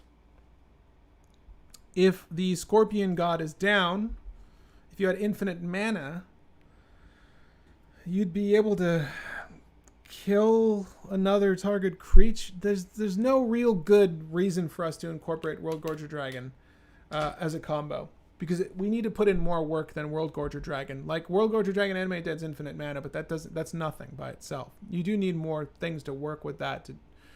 That's just mana. You need an outlet, is what I'm saying. So I'm not entirely certain that that is something we want to lean in on, but it is something we could do. I do want to take a moment, though, to add our tutor suite and then obviously removal. So Demonic Tutor, obviously. Gamble, obviously. Vampiric Tutor, seems like a good idea. Wishclaw Talisman, why not? We're probably going to add a Diabolic Intent. Whoops. Diabolic Intent. I promise we're going to get to the Staxdos in this list in a second. Demonic Tutor, Gamble, Vampiric Tutor, Wishclaw Talisman, Diabolic Intent. Let's just add Leyline of the Void because I want to. It's a high CMC spell that's going to benefit off of us just using it. Dark Confidence, Dark Tutelage. These can really bite us in the ass, by the way, but we're going to use them anyways. I think we need to add more tutors, though. Give me 1 second. Gamble, Vampiric Tutor, Wishclaw Talisman. Any tutors I'm missing that you really love playing with? Why am I... Imperial Seal. Jeez Louise. Imperial Seal.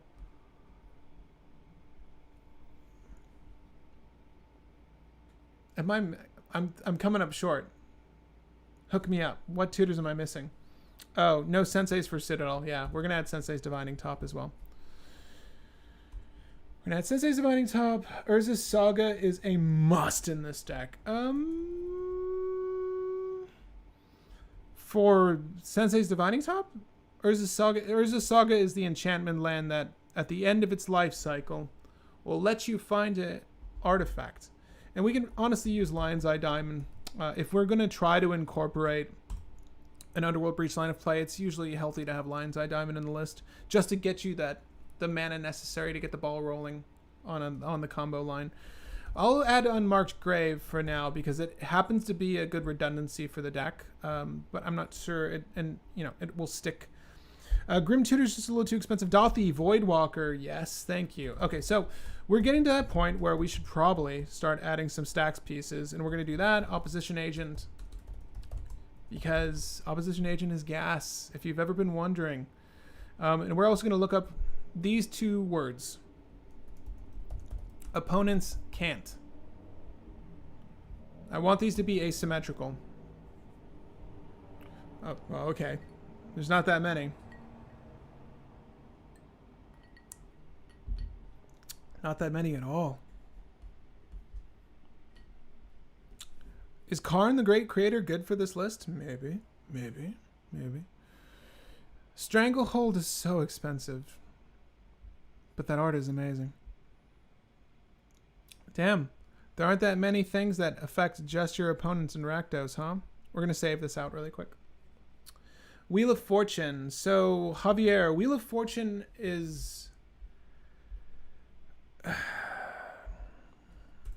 I don't recommend you run wheels unless you're doing something very quickly on a personal level. So I'm not going to incorporate it here, but you may incorporate it in your list. The issue with Wheel of Fortune is that you can provide your opponents too much value. In a lot of instances, you'll provide your opponents way too much value. Like if you're not cheating that thing out early, like the plays I like with Wheel of Fortune, let me just put it this way. When I play Rograk and Zavesh, when I play Rograk and I do an Infernal Plunge and I cast Wheel of Fortune and then I get a hand that had like Mana Crypt and a Mox Diamond, like I'm just piling on shit on top of shit, like on turn 1 before anyone's done anything. Those are plays where Wheel of Fortune is really great. But if I Wheel of Fortune mid-game when everyone's down to like 2 to 4 cards and I'm just giving them value and I'm giving them 21 cards over whatever I'm getting, it's not good. You want to do it very quickly with Wheel of Fortune, Wheel of Misfortune, Time Twist, any of that stuff. Mid-game Time Twisters are usually not good. You can really shoot yourself in the foot unless someone's got some sort of strategy that's relying on the graveyard. In a lot of instances, it's Underworld Breach. So Time Twister's got the added value of stopping people from really utilizing their Underworld Breach in a modern cEDH setting. But I don't really like lists that don't utilize those quickly.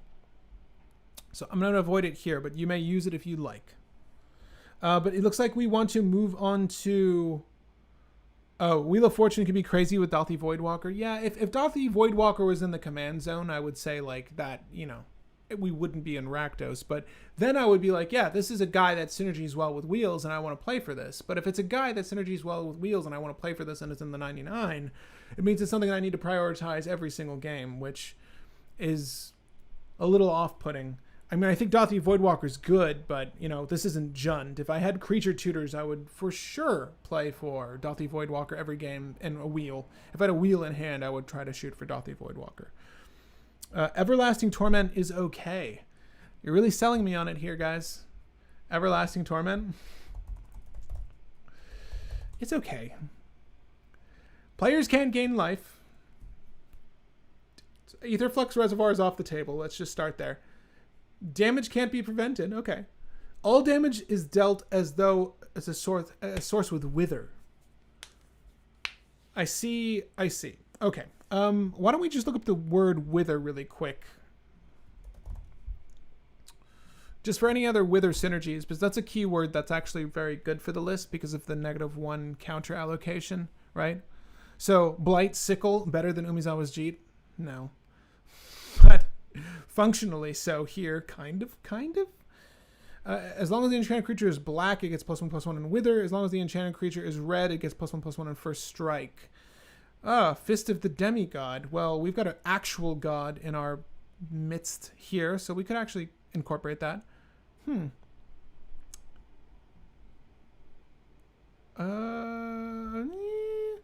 kind of liking these Wither cards. Stigma Lasher. This dude. Whenever Stigma Lasher deals damage to a player, that player can't gain life for the rest of the game. What's cool about Stigma Lasher is the fact that that effect lasts beyond its presence on the board. Like, Stigma Lasher says that is true, that rule I've just applied, for the rest of the game. It's a really odd card, but not a good one. I think Everlasting Torment, just for the sole fact that it sort of stunts our strategy and wouldn't require us to remove it if we're trying to pop off, is a little difficult. Obviously, if you're incorporating something, if you go for the Buried Alive line that's just doing damage to people, then you're fine, but it could hinder us, and I'm not necessarily sure I want to do that. But I do like where your head's at with it. It does seem good. I'm actually not... I don't dislike the Fist of the Demigod, really. I mean, call me crazy, but it seems kind of cute. It's kind of cute. Blood Moon. Yeah. So we have a land base. We have a land base for Tainted Pact, right? So forgot to add that.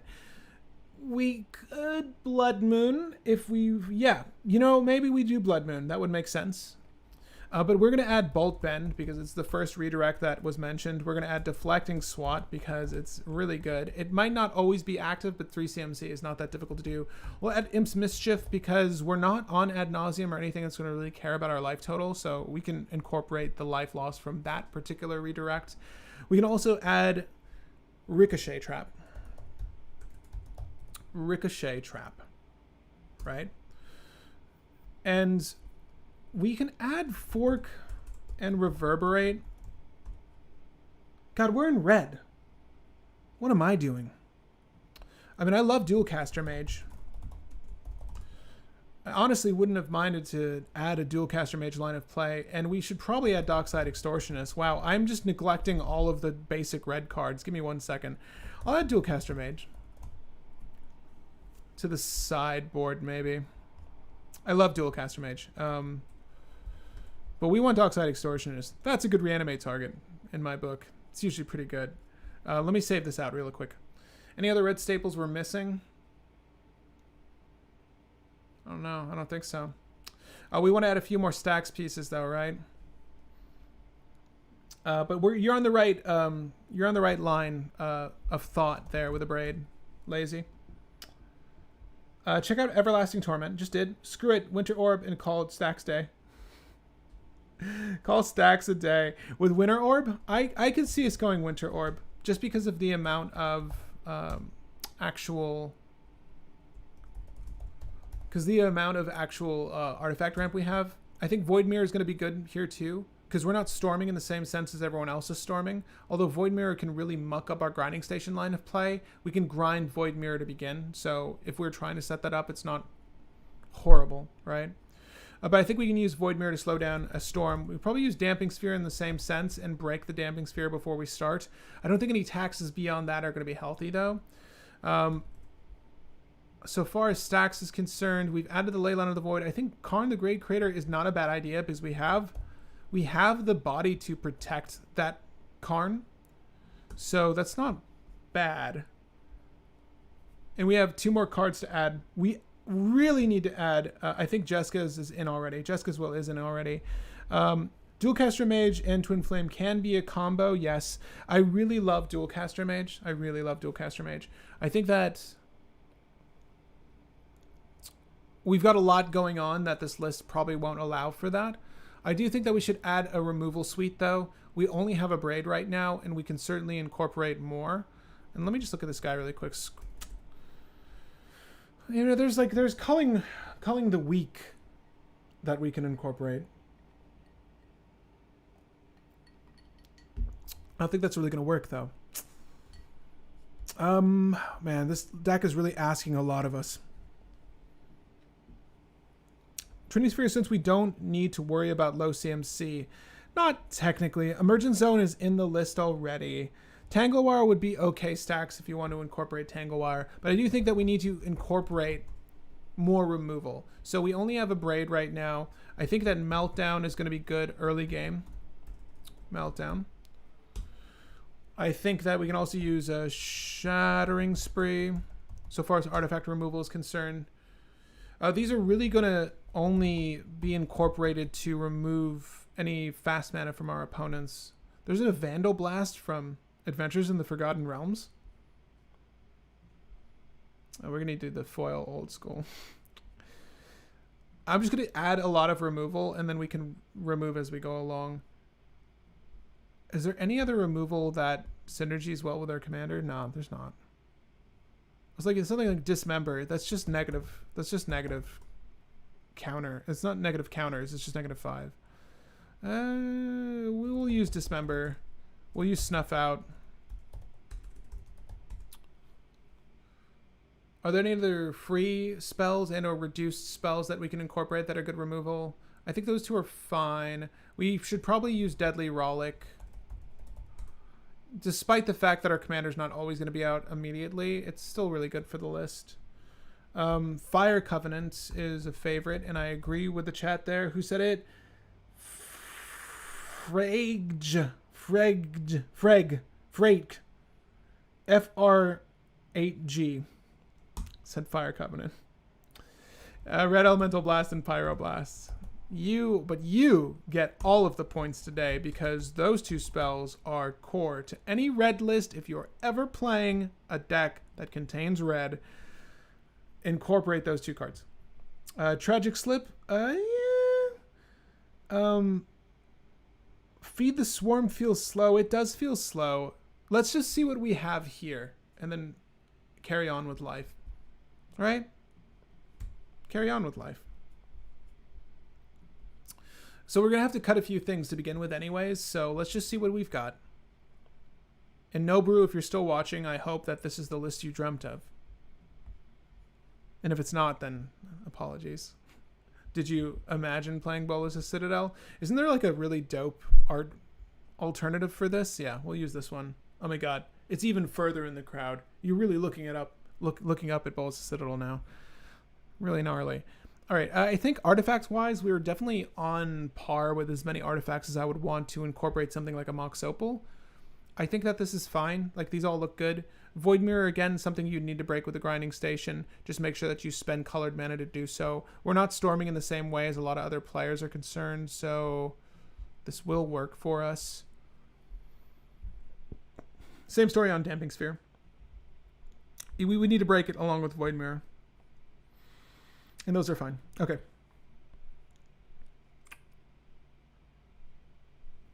It's weird. It's Staxdos, but I almost feel like I like the removal suite more. Like, we've got a decent removal suite for things outside of enchantments.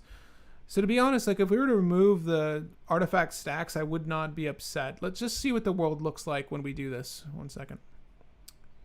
What does the world look like when we do this? It almost makes you want to incorporate like a Peer into the Abyss at least to really get the ball rolling on that general game plan. But these stacks pieces are fine. Like, these ones are good. If we just maintain how many creatures on the board with our general hate, I feel happy with that. We will keep Leyline into the Void as well. That's fine. We do need to remove a lot of a lot of cards still. Excuse me. I love how this is the go-to Karn the Great Creator art on Tapped Out. Brilliant. Brilliant. Is Curse Mirror good enough to slide in? Also, Sudden Spoiling makes our -1 counters better. Sudden Spoiling. I will look up Sudden Spoiling. This is the split second card? Yeah, okay. So end of turn, each creature's target player controls lose all abilities and become...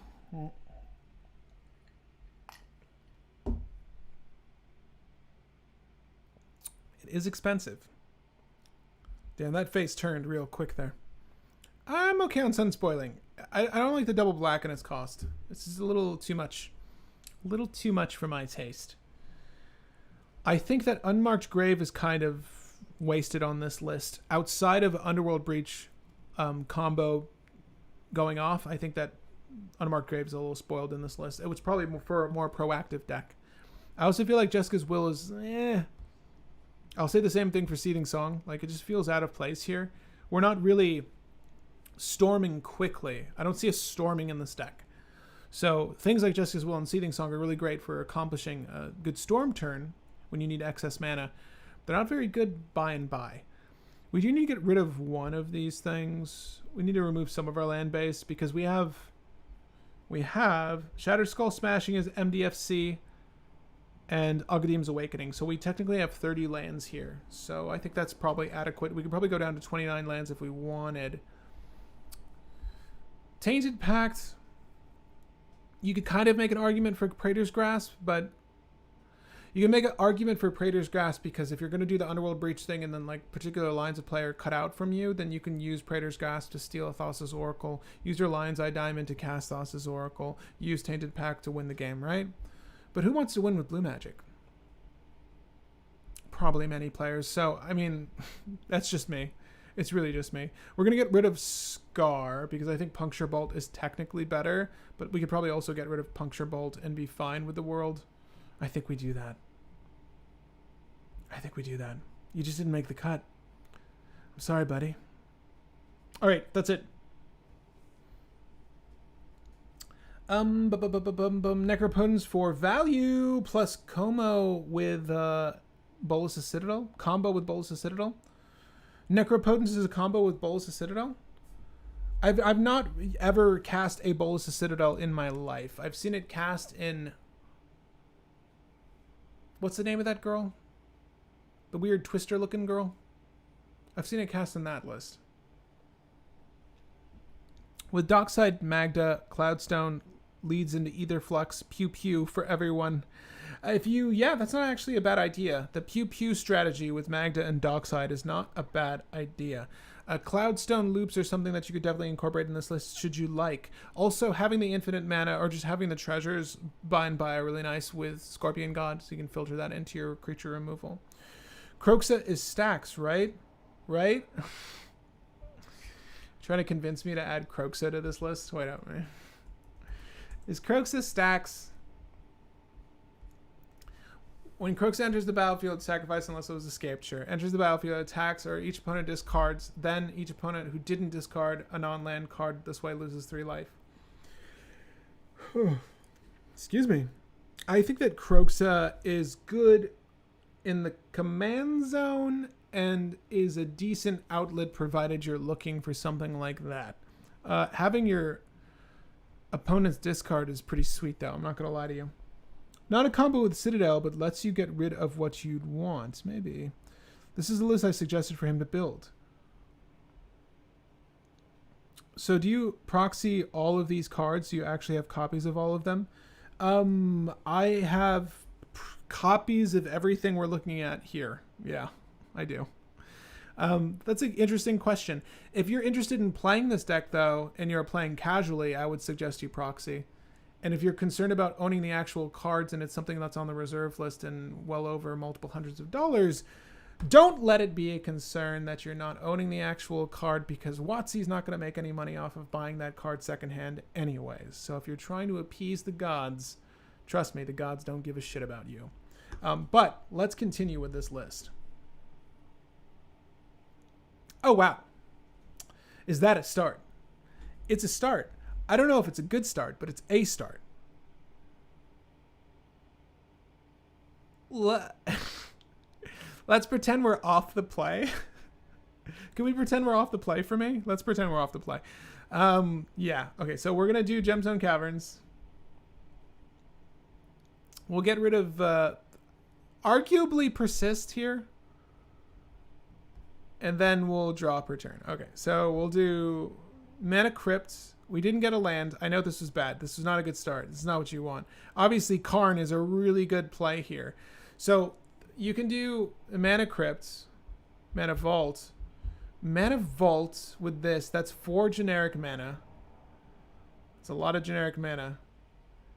I gotta tell you, I really want to put Karn down, but I also really want Dark Tutelage down. So part of me says that it's probably better to just go this route so that we can hit our land drop on the next turn. That would be amazing. Okay, so upkeep. Draw, yes, land drop. Didn't lose any life. Either Flux Reservoir. That's what we want to see in our hand right now. Okay. Let's go to town. Let's go Wooded Footies. Get our... Nope. No. Badlands. Badlands. Put that on the battlefield. And let's do... I just want to get Karn down, really. But this is going to let us get our boy down, right? So let's do Scorpion God here. This way we can protect Karn. Let them build their board state, whatever. So this is going to generate the 4 generic. 1, 2, 3, 4. I got excess generic floating, but that's okay. It doesn't matter. Let's continue with our life right here. I'm going to shuffle from doing that tutor. This is the card we see. Yes, Cabal Pit. Yes. I don't know if Cabal Pit is better over the other removal card, but the fact that we have more black in this list means Cabal Pit's just a little bit better than whatever it's called. I forget what the name of that card was called. We removed it already, so don't worry about it. And we draw for turn. Okay, so we lose a life from this. We're not going to be tracking life here because that's not a big concern. We'll do Cabal Pit. Do the Cabal Pit. Now, from here, I'm sure you're wondering, what is the best card to go for? So, genuinely speaking, Like if you're me looking at this hand, you're like, oh, there's a gamble. So if we have gamble, we could technically go for Underworld Breach, can technically go for Grinding Station. But that's going to require 1 red, 2 red, 3. That's more than what we've got. But we do have the Desperate Ritual. I'm trying to go for Grinding Station, Underworld Breach right now, right? Let's try it. We'll do Desperate Ritual. We've got 3 red mana. I'm not doing the math. We'll reset in a second. I'm not going to do the math here, though. Let's just see if we can get there. But we will do it this way instead. Sorry. We'll do Floater Generic from the Mana Crypt. 3 red. We'll go ahead and cast the Gamble now. So it was a Desperate Ritual into a Gamble, right? Gamble's going to grab... This is 25% chance, baby. We got this. Let's roll that dice. D4. 4. Underworld Breach in the grave. Okay. Cool. Love it. That's what I want to see. But basically, if we succeeded here, we would go... Let's just pretend... Okay. Let's just... And the off chance that we didn't just gamble away our whole combo, we'll cast it. I just want to illustrate what we could do because I said I wanted to illustrate it. We'll use the red floating to cast Gamble. Oh God, we need to... No. We need to put another card in our graveyard. We'll use Shattering Spree. Break your shit. We'll use this to cast Gamble again. We'll use Gamble for Grinding Station. Do I even have the mana? Man, I really rushed this shit out. I don't even have the mana. Like I said, we didn't do the math, but that's okay. But basically speaking, this is something that you'll see in a more proactive Storm list. And when you have Grinding Station and Mana Crypt or Mana Vault in this instance, you could break them, mill yourself 3, build up a Storm count, build up generic mana, and cast Ether Flux Reservoir, provided you have enough cards in your graveyard. But we were shooting for the moon right there. And clearly, the Scorpion God was just a little too far. I think that this list is behaving as it should. I don't know if it's necessarily behaving as a Scorpion God list should. Let me see where you guys are at. Can cast Dark Tutelage. I did the Gemstone Caverns. Gemstone's not first creates any... Yeah. Yeah, I put that down. You can add the combo Yawgmoth, Blowfly Infestation, Nest of Scarabs, since all of the cards have great synergy. You could. Yeah, he has Nest of Scarabs and Blowfly. I was thinking Karn first, honestly, and then the Ring is consistent with me. Genuinely speaking, I think that Karn made a lot more sense there. Because this list should be operating slower. This list should be trying... Oh my God, the hands we're getting with this deck. This is a good hand, right? That's a good hand. Just wanted to tell you, I love seeing content like this. It's always a blast to see these suboptimal commanders being pushed to the highest level. Thanks for all the hard work you do. Thank you, Deep Hun. And I hope I'm pronouncing your name right, but thank you. I appreciate that. Y'all really want Yawgmoths? Hey, look here. It's Yawgmoths or Bolas' Citadel. Okay? Yawgmoths or Bolas' Citadel. Which one do you like more? Nicol Bolas? Yawgmoths, Rand Physician. Which one do you like more? Then we'll consider putting Yawgmoth in as a reanimate target, I guess. Okay. So this is a keepable hand because we're very close to putting down the god, and that's kind of the general idea of what we want to do here. And this is a really good card to have in tandem with the god because we're going to draw cards. So let's keep this. No pregame actions this one, but we will go ahead and get that Badlands, that sweet old The Badlands is in my hand. Damn, we need it starts with a B, Blood Crypt. We need the Blood Crypt. Because we just want to thin our deck out, you know? We're that kind of player. We're concerned about deck thinning. We lose life for that, but we're not tracking that. We're going to put down the Mana Crypts. We're going to put down the Soul Ring. Do we have anything else we want to do with this turn? Not necessarily, but we might want to save that fork for a sweet, sweet tutor. I got to tell you that. And or some good countermeasures. But I think this is adequate. This is an adequate start. I put Sunscorched Desert in the list. What? I forget having done this. So for the folks that wanted me to add the World Gorger Dragon before, well, there's a good reason for you. We're not going to play that, though. We'll play that instead, and we'll put down the god. Turn 2 god. What do you got to say about that? I hope you're not putting any -1 counters down yourself, because I'm about to draw cards. it's going to be real difficult to get the ball rolling on that strategy, but let's see if we can get there. We'll do the Verdant Cats. I think in this situation, we probably want just another swamp, so we'll go for a swamp. Oh my god, have you seen the new swamps, by the way? Not even new swamps. Have you seen the new basic lands? I said I was going to make this into a YouTube short. Maybe we do. But I find these, it's just so funny. I was not interested in the Innistrad set at all until they revealed these basics. And these basics look so good that I'm hyped about buying Innistrad now for basic lands, which I have hundreds of. But yeah, they're great. Glad we have them untapped out. So we'll play that. We can play for a draw, but I'm kind of just playing for the main strategy here. We don't really have anything of major benefit on our hand. I do think that if we have the capability of blowing away Thrasios, just a board of stuff, we should do that. So let's pretend we're dealing with a Tymna on turn 3 here. Yeah, okay. Let's do this. Let's just say that the highest defense our opponents have is that's fine, 3. Why not? We'll make it 4. Why not? Because if Scorpion God dies, it goes back to our hand. Why not? But we'll do that. Everyone gets -1 counters, and everything dies. Let's just say we draw. What's fair? What's a fair amount of draw? 4? I think 4 would be fair.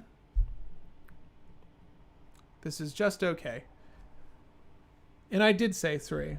The hell has 4 defense? Does Crom have 4 defense?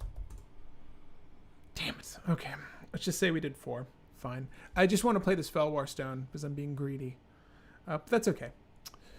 We need to discard something, though, and we'll discard the Sunscorched Desert. That's done. Gets shuffled into our deck. Our boy is dying.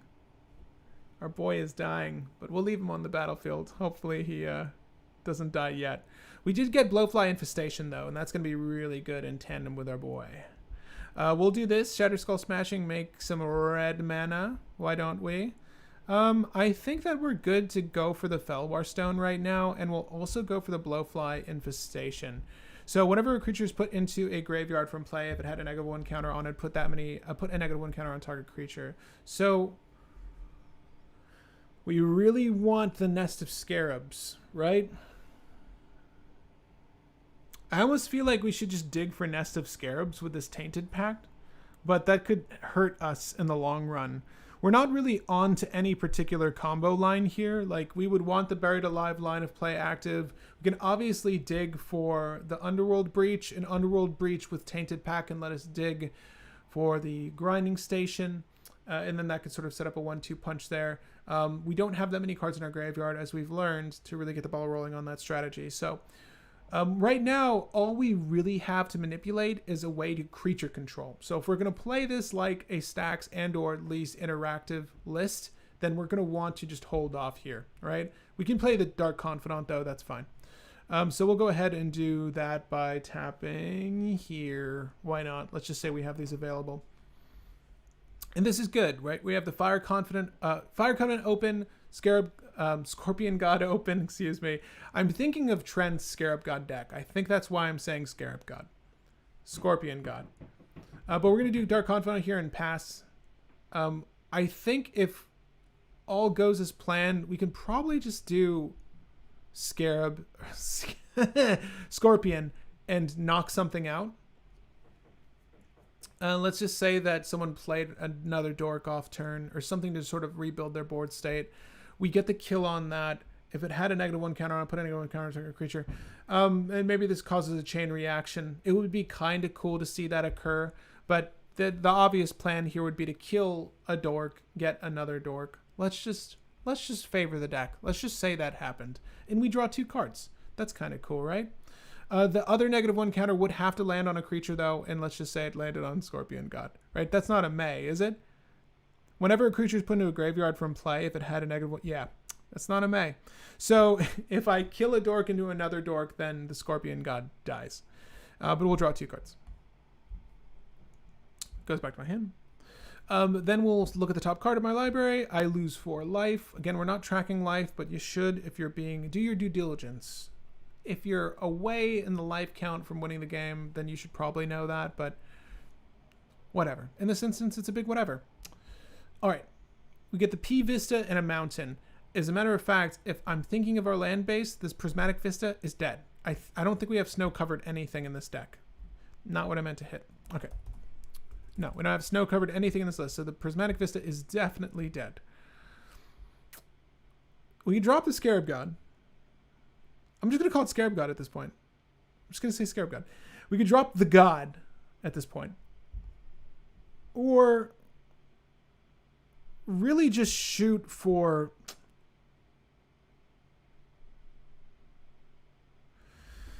Damn it, man. I really want to shoot for our Nest of Scarabs. We have a hand that could win here, right? Like if I really dug for Underworld Breach, we could try to go off on a win. You know what? 643. Let's try to close this with a bang. But I'm going to see where you guys are at. Let's see where you guys are at. Bolus and top-down synergy with the Scorpion God. SG, you say. I draw off of the God dying. Whenever a creature with a... yeah, we do. That entomb is mine. Is this practice or are you battling with someone? If you want to see me battling with someone, good sir, hang tight for this Sunday because we'll be playing with Play to Win on Brew Wars Live. This is Cold Brew and or Brewmaster every Tuesday. So you're seeing a deck constructed from scratch. He's going over scenarios. Thank you. The thing about Below-Fi is now you can field wipe ones with your commander. Yeah, that's so cool. The only issue is the negative ones we had from the Black Sun Zenith, Trevor, right? Because technically I tried to play that as accurately as possible, and the God had 4 -1 counters on it. Yeah, he probably has just to grind slowly over time, staxing players out. What's interesting is that we can incorporate more stacks, but I like the idea of creature control. Red does have enough redirects and or copy effects to really help this strategy. I will state really quickly before we continue this game, and I'm going to try to play for a win right now, but this doesn't necessarily need to be stacks. I think that red does have enough with the Tybalt's Trickery, the Chaos Warp. There's a couple of cards we did not include that we could include to help us control the board over any various stacks pieces. Because of the nature of the list, the Scorpion itself, you want to shoot for that, but its value is very odd, and you need to bake in certain cards to get the most out of the Scorpion God, right? Because it's 5 CMC, it relies on things dying with -1 counters, so... Obviously, the Necroskitter is in here for that. There are other various cards that are here for that. Because of the Blowfly Infestation and the Nest of Scarabs, maybe you add Yawgmoth's Strand Physician. Maybe that makes sense. I don't think it's absolutely necessary, though. I think relying on the Scorpion God just to kill off the board is fine. To just make sure that no one gets their own value creatures, I think that's good.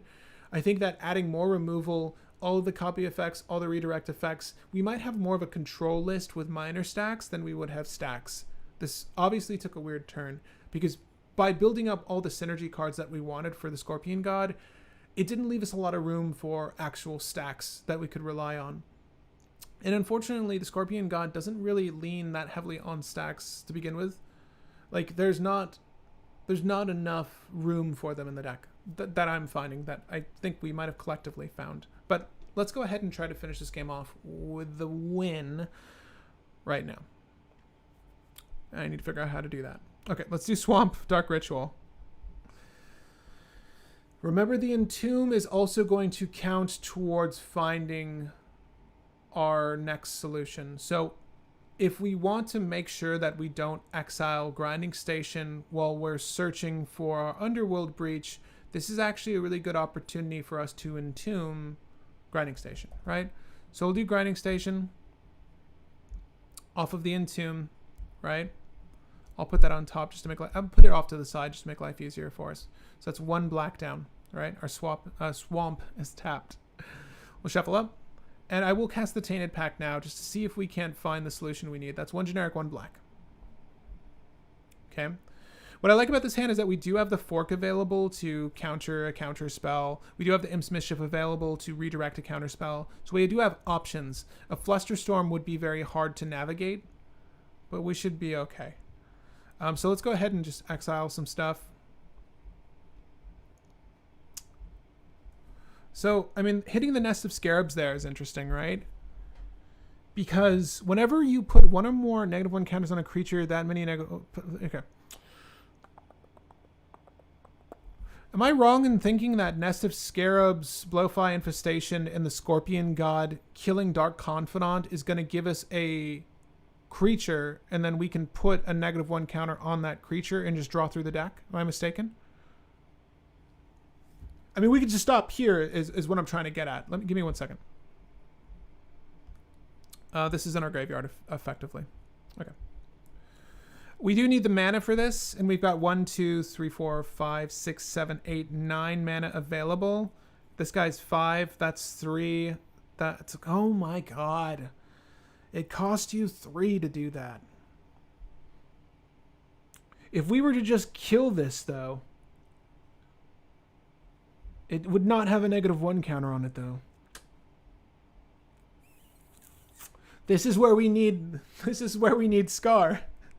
This is where we need Scar. Damn it. Wait, here. The card we took out of the list.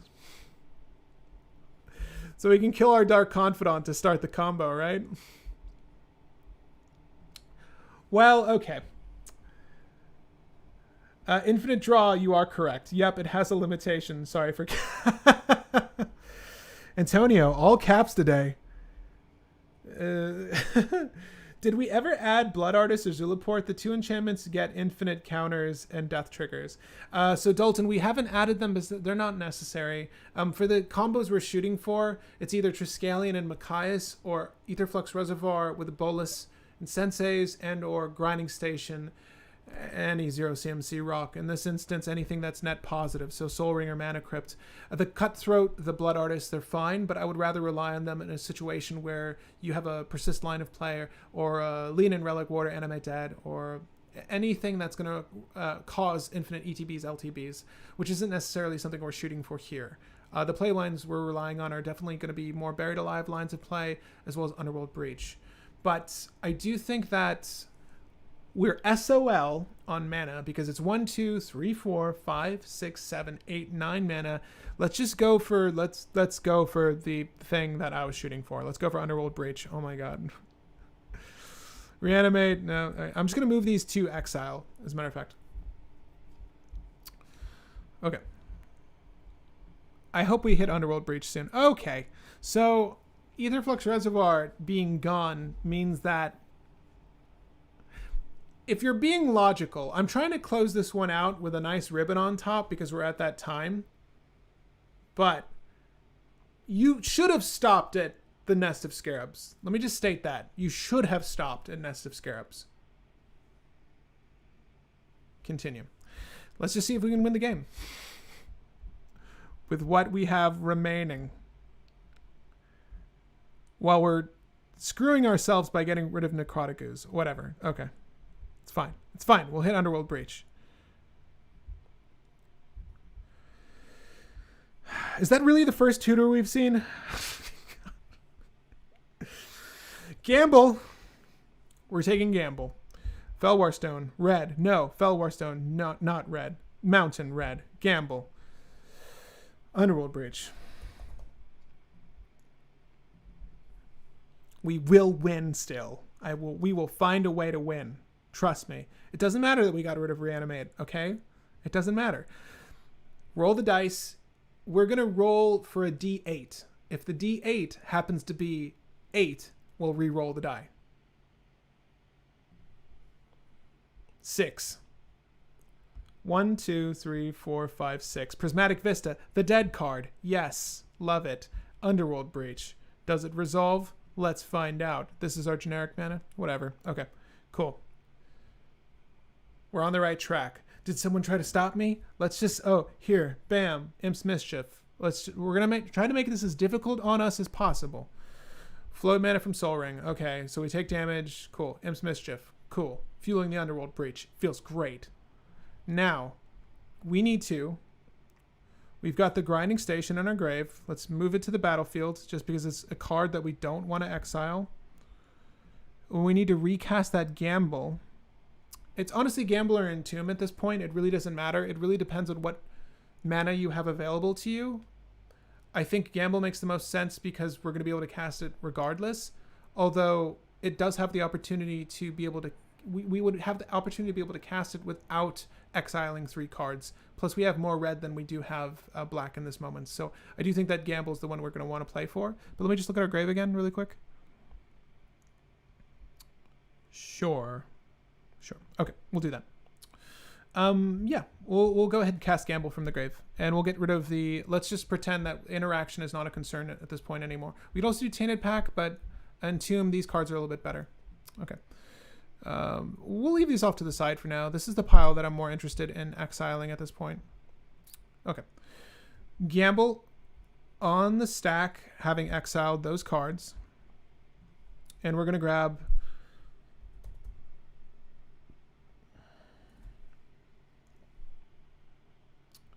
We want Lion's Eye Diamond, and we will leave Scorpion God in our graveyard. Okay. So we'll go for Lion's Eye Diamond. We need to roll the die. We'll roll a d6. If it happens to be 6, we'll roll it again. It's 6. We'll roll it again. It's 3. 1, 2, 3. Snuff out. Cool. Snuff out's gone. And this is what I mean. We don't need to exile cards for this to occur. This gives us a full graveyard. This is something I don't mind getting rid of at this point either. Okay. So we'll cast Lion's Eye Diamond. We'll dump our hand. The Scorpion God's going to stay in our graveyard, but it's exile fodder at this point.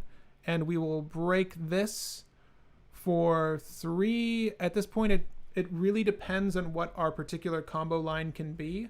Because it looks like we're relying on Machias and Triskelion at this point, I think we're just going to make black mana. So we'll make black mana here. Cool. Okay. We're going to go ahead and cast our Grinding Station from the graveyard. Let's just use the black we have floating, actually. That makes a little bit more sense. We'll cast Grinding Station. We'll get rid of Snuff Out, Scalding Tarn, and Verdant Catacombs. The cards that are going to be important, and again, these are all in our graveyard, mind you, but the cards that are going to be important to us, I'm just going to put it in my hand because it's the same difference at this point. The cards that are going to be important to us will potentially be Entomb because that can get the ball rolling quicker. Dark Ritual is good ramp for us. But we're not looking to really cast any of these. I think we're just going to try to grind into the solution here. So what you would do in this instance is use Grinding Station, get rid of the Mana Crypt, 1, 2, 3, right? And then these cards, because they're not valuable to us, will be exiled as we cast this to net generic mana, right? Now at a certain point, Machias is going to require that we have 3 black, and we'll keep doing this as this untaps to get rid of this. I'm just going to put these straight into exile unless it's Machias or Triskelion, right? And at this point, you can see what's happening here. This is me recasting Mana Crypt, generating 2 generic mana, untapping Grinding Station, and grinding it continuously. If we find that we're getting near the end of our list here, what I would do is manipulate the Entomb to just start shooting for the combo cards. In this instance, it doesn't really matter like an Aetherflux Reservoir, where trying to find Aetherflux Reservoir early makes sense because you do need to have a certain amount of cards to exile and grind to actually win on the spot with that. Whereas finding Machias and Triskelion, we can have no cards in our deck at that point and still be fine to go off for a win. So we found a win in this instance, right? You just keep grinding, looking for the cards, cast it with Underworld Breach, sure. We actually have the number of cards necessary to make that happen, right? So when we grind, we have 1, 2, 3, 4. We'd have this many cards to be able to get rid of. So it's 3 for Machias, 3 for Triskelion. We have 1, 2, 3, 4, 5, 6 cards left. So if you're being smart about this, you would probably leave in some form of interaction, like the Pyroblast or the Red Elemental Blast you find as you're doing this, because someone might still have some means of interaction. But if this goes off, you should be fine. Okay. Yep, it hasn't. Sorry for Caps. He's got it. Okay, so guys, we got there. We got there. Is this the ideal Scorpion God list? I think that there were actions I took to get to the win that wouldn't necessarily be something that you would want to do in those instances. Like, again, I think, we got the win there, but Nest of Scarabs might have made more sense. Like, if we're trying to play a slower game. But I will state that Nest of Scarab, like, if we stop there with Tainted Pack, everyone knows that we have Nest of Scarabs in our hand with Blowfly Infestation, right? So maybe in that instance, it did make sense to keep pushing forward, because we are definitely broadcasting that, yeah, I'm going to recast Scorpion God and try to go off with this combo now, right? Which is not something you want to do. That combo is interesting to set up. We definitely want Scorpion God on the field for that to occur. The amount of stacks that you can incorporate here is difficult. Now, we're not shooting for like that fast play ad nauseum style kind of list, but the combos that are in here kind of favor that play style outside of the Phyrexian Devourer line of play, right? Because you do want high CMC things, and we are running with some high CMC things to make this work. I think that you could take out, again, any stacks elements outside of like Opposition Agent and Dothi Voidwalker and just make those points of interaction, and that this list would benefit from that. I think that this is more, I think Scorpion God is better as a weird Rakdos control list. I don't know how else to put it. It feels like when you get Scorpion God down, controlling the value creatures that your opponents are allowed to have is really good, coupled with the amount of removal you have for creatures and artifacts and Rakdos in particular, but also access to those redirects you would have when Scorpion God is down. And obviously things like Deflecting Swat and Deadly Rollick being turned on when Scorpion God is down is also really good. So I think this being an interaction heavy list is probably the better route than him being the god of Staxdos, as absurd as that is. Because his ability doesn't really lend to being a stacks commander, more so like a controlling commander. So a little bit of a misnomer with the title there. But even still, I hope that this list showcase what you can do in Rakdos. There are obviously a ton of different A plus B, A plus B plus C combos you can incorporate. If you want to include Yawgmoth instead, that's not a bad idea. But as it stands, this list does the thing. Is it good at stopping the board? That really depends on your meta and obviously the board state at that point. And we have to make a lot of assumptions when we're gold fishing. But regardless, to close this video out, I'd like to thank our Patreon members. Thank you guys so much for making all of this come true. You guys are indeed the best. And thank you, Trent, for the suggestion. This was definitely a fun one. Definitely a card I would never really consider brewing for because of the odd value you get from it. But I like these opportunities to explore something that I wouldn't normally do. And obviously, thank you all, the viewer, for helping me build this. Genuinely. A lot of suggestions, a lot of cards that came up, a lot of strategies that I wouldn't have thought of because these are synergies that I'm not typically relying on. And that happens with unique legendaries like the Scorpion God. And by the way, I'm fairly certain I'm not mistaken that there's a Rock, the Dwayne The Rock Johnson film, The Scorpion God, which I really want to watch right now. But I hope that this list inspires you to make your own Staxdos and or Control Dose variant of the Scorpion God. I'm glad I was able to take a swing at it, and I think I would want to tweak this. I really love Rakdos, so I would actually want to tweak this and see different versions of it. But thank you again, Trent, for the suggestion. Obviously, stay tuned for next week. I have a pretty awesome cold brew lined up, and this month is going to have an additional Brewmaster segment. So if you happen to be a Brewmaster, be sure to queue up for more of these if there is a list you want to see improved upon and or built on the show, obviously. And I'm going to try to do these bi-weekly from here on out. But again, my name is Patrick Marlett, and happy brewing, babies.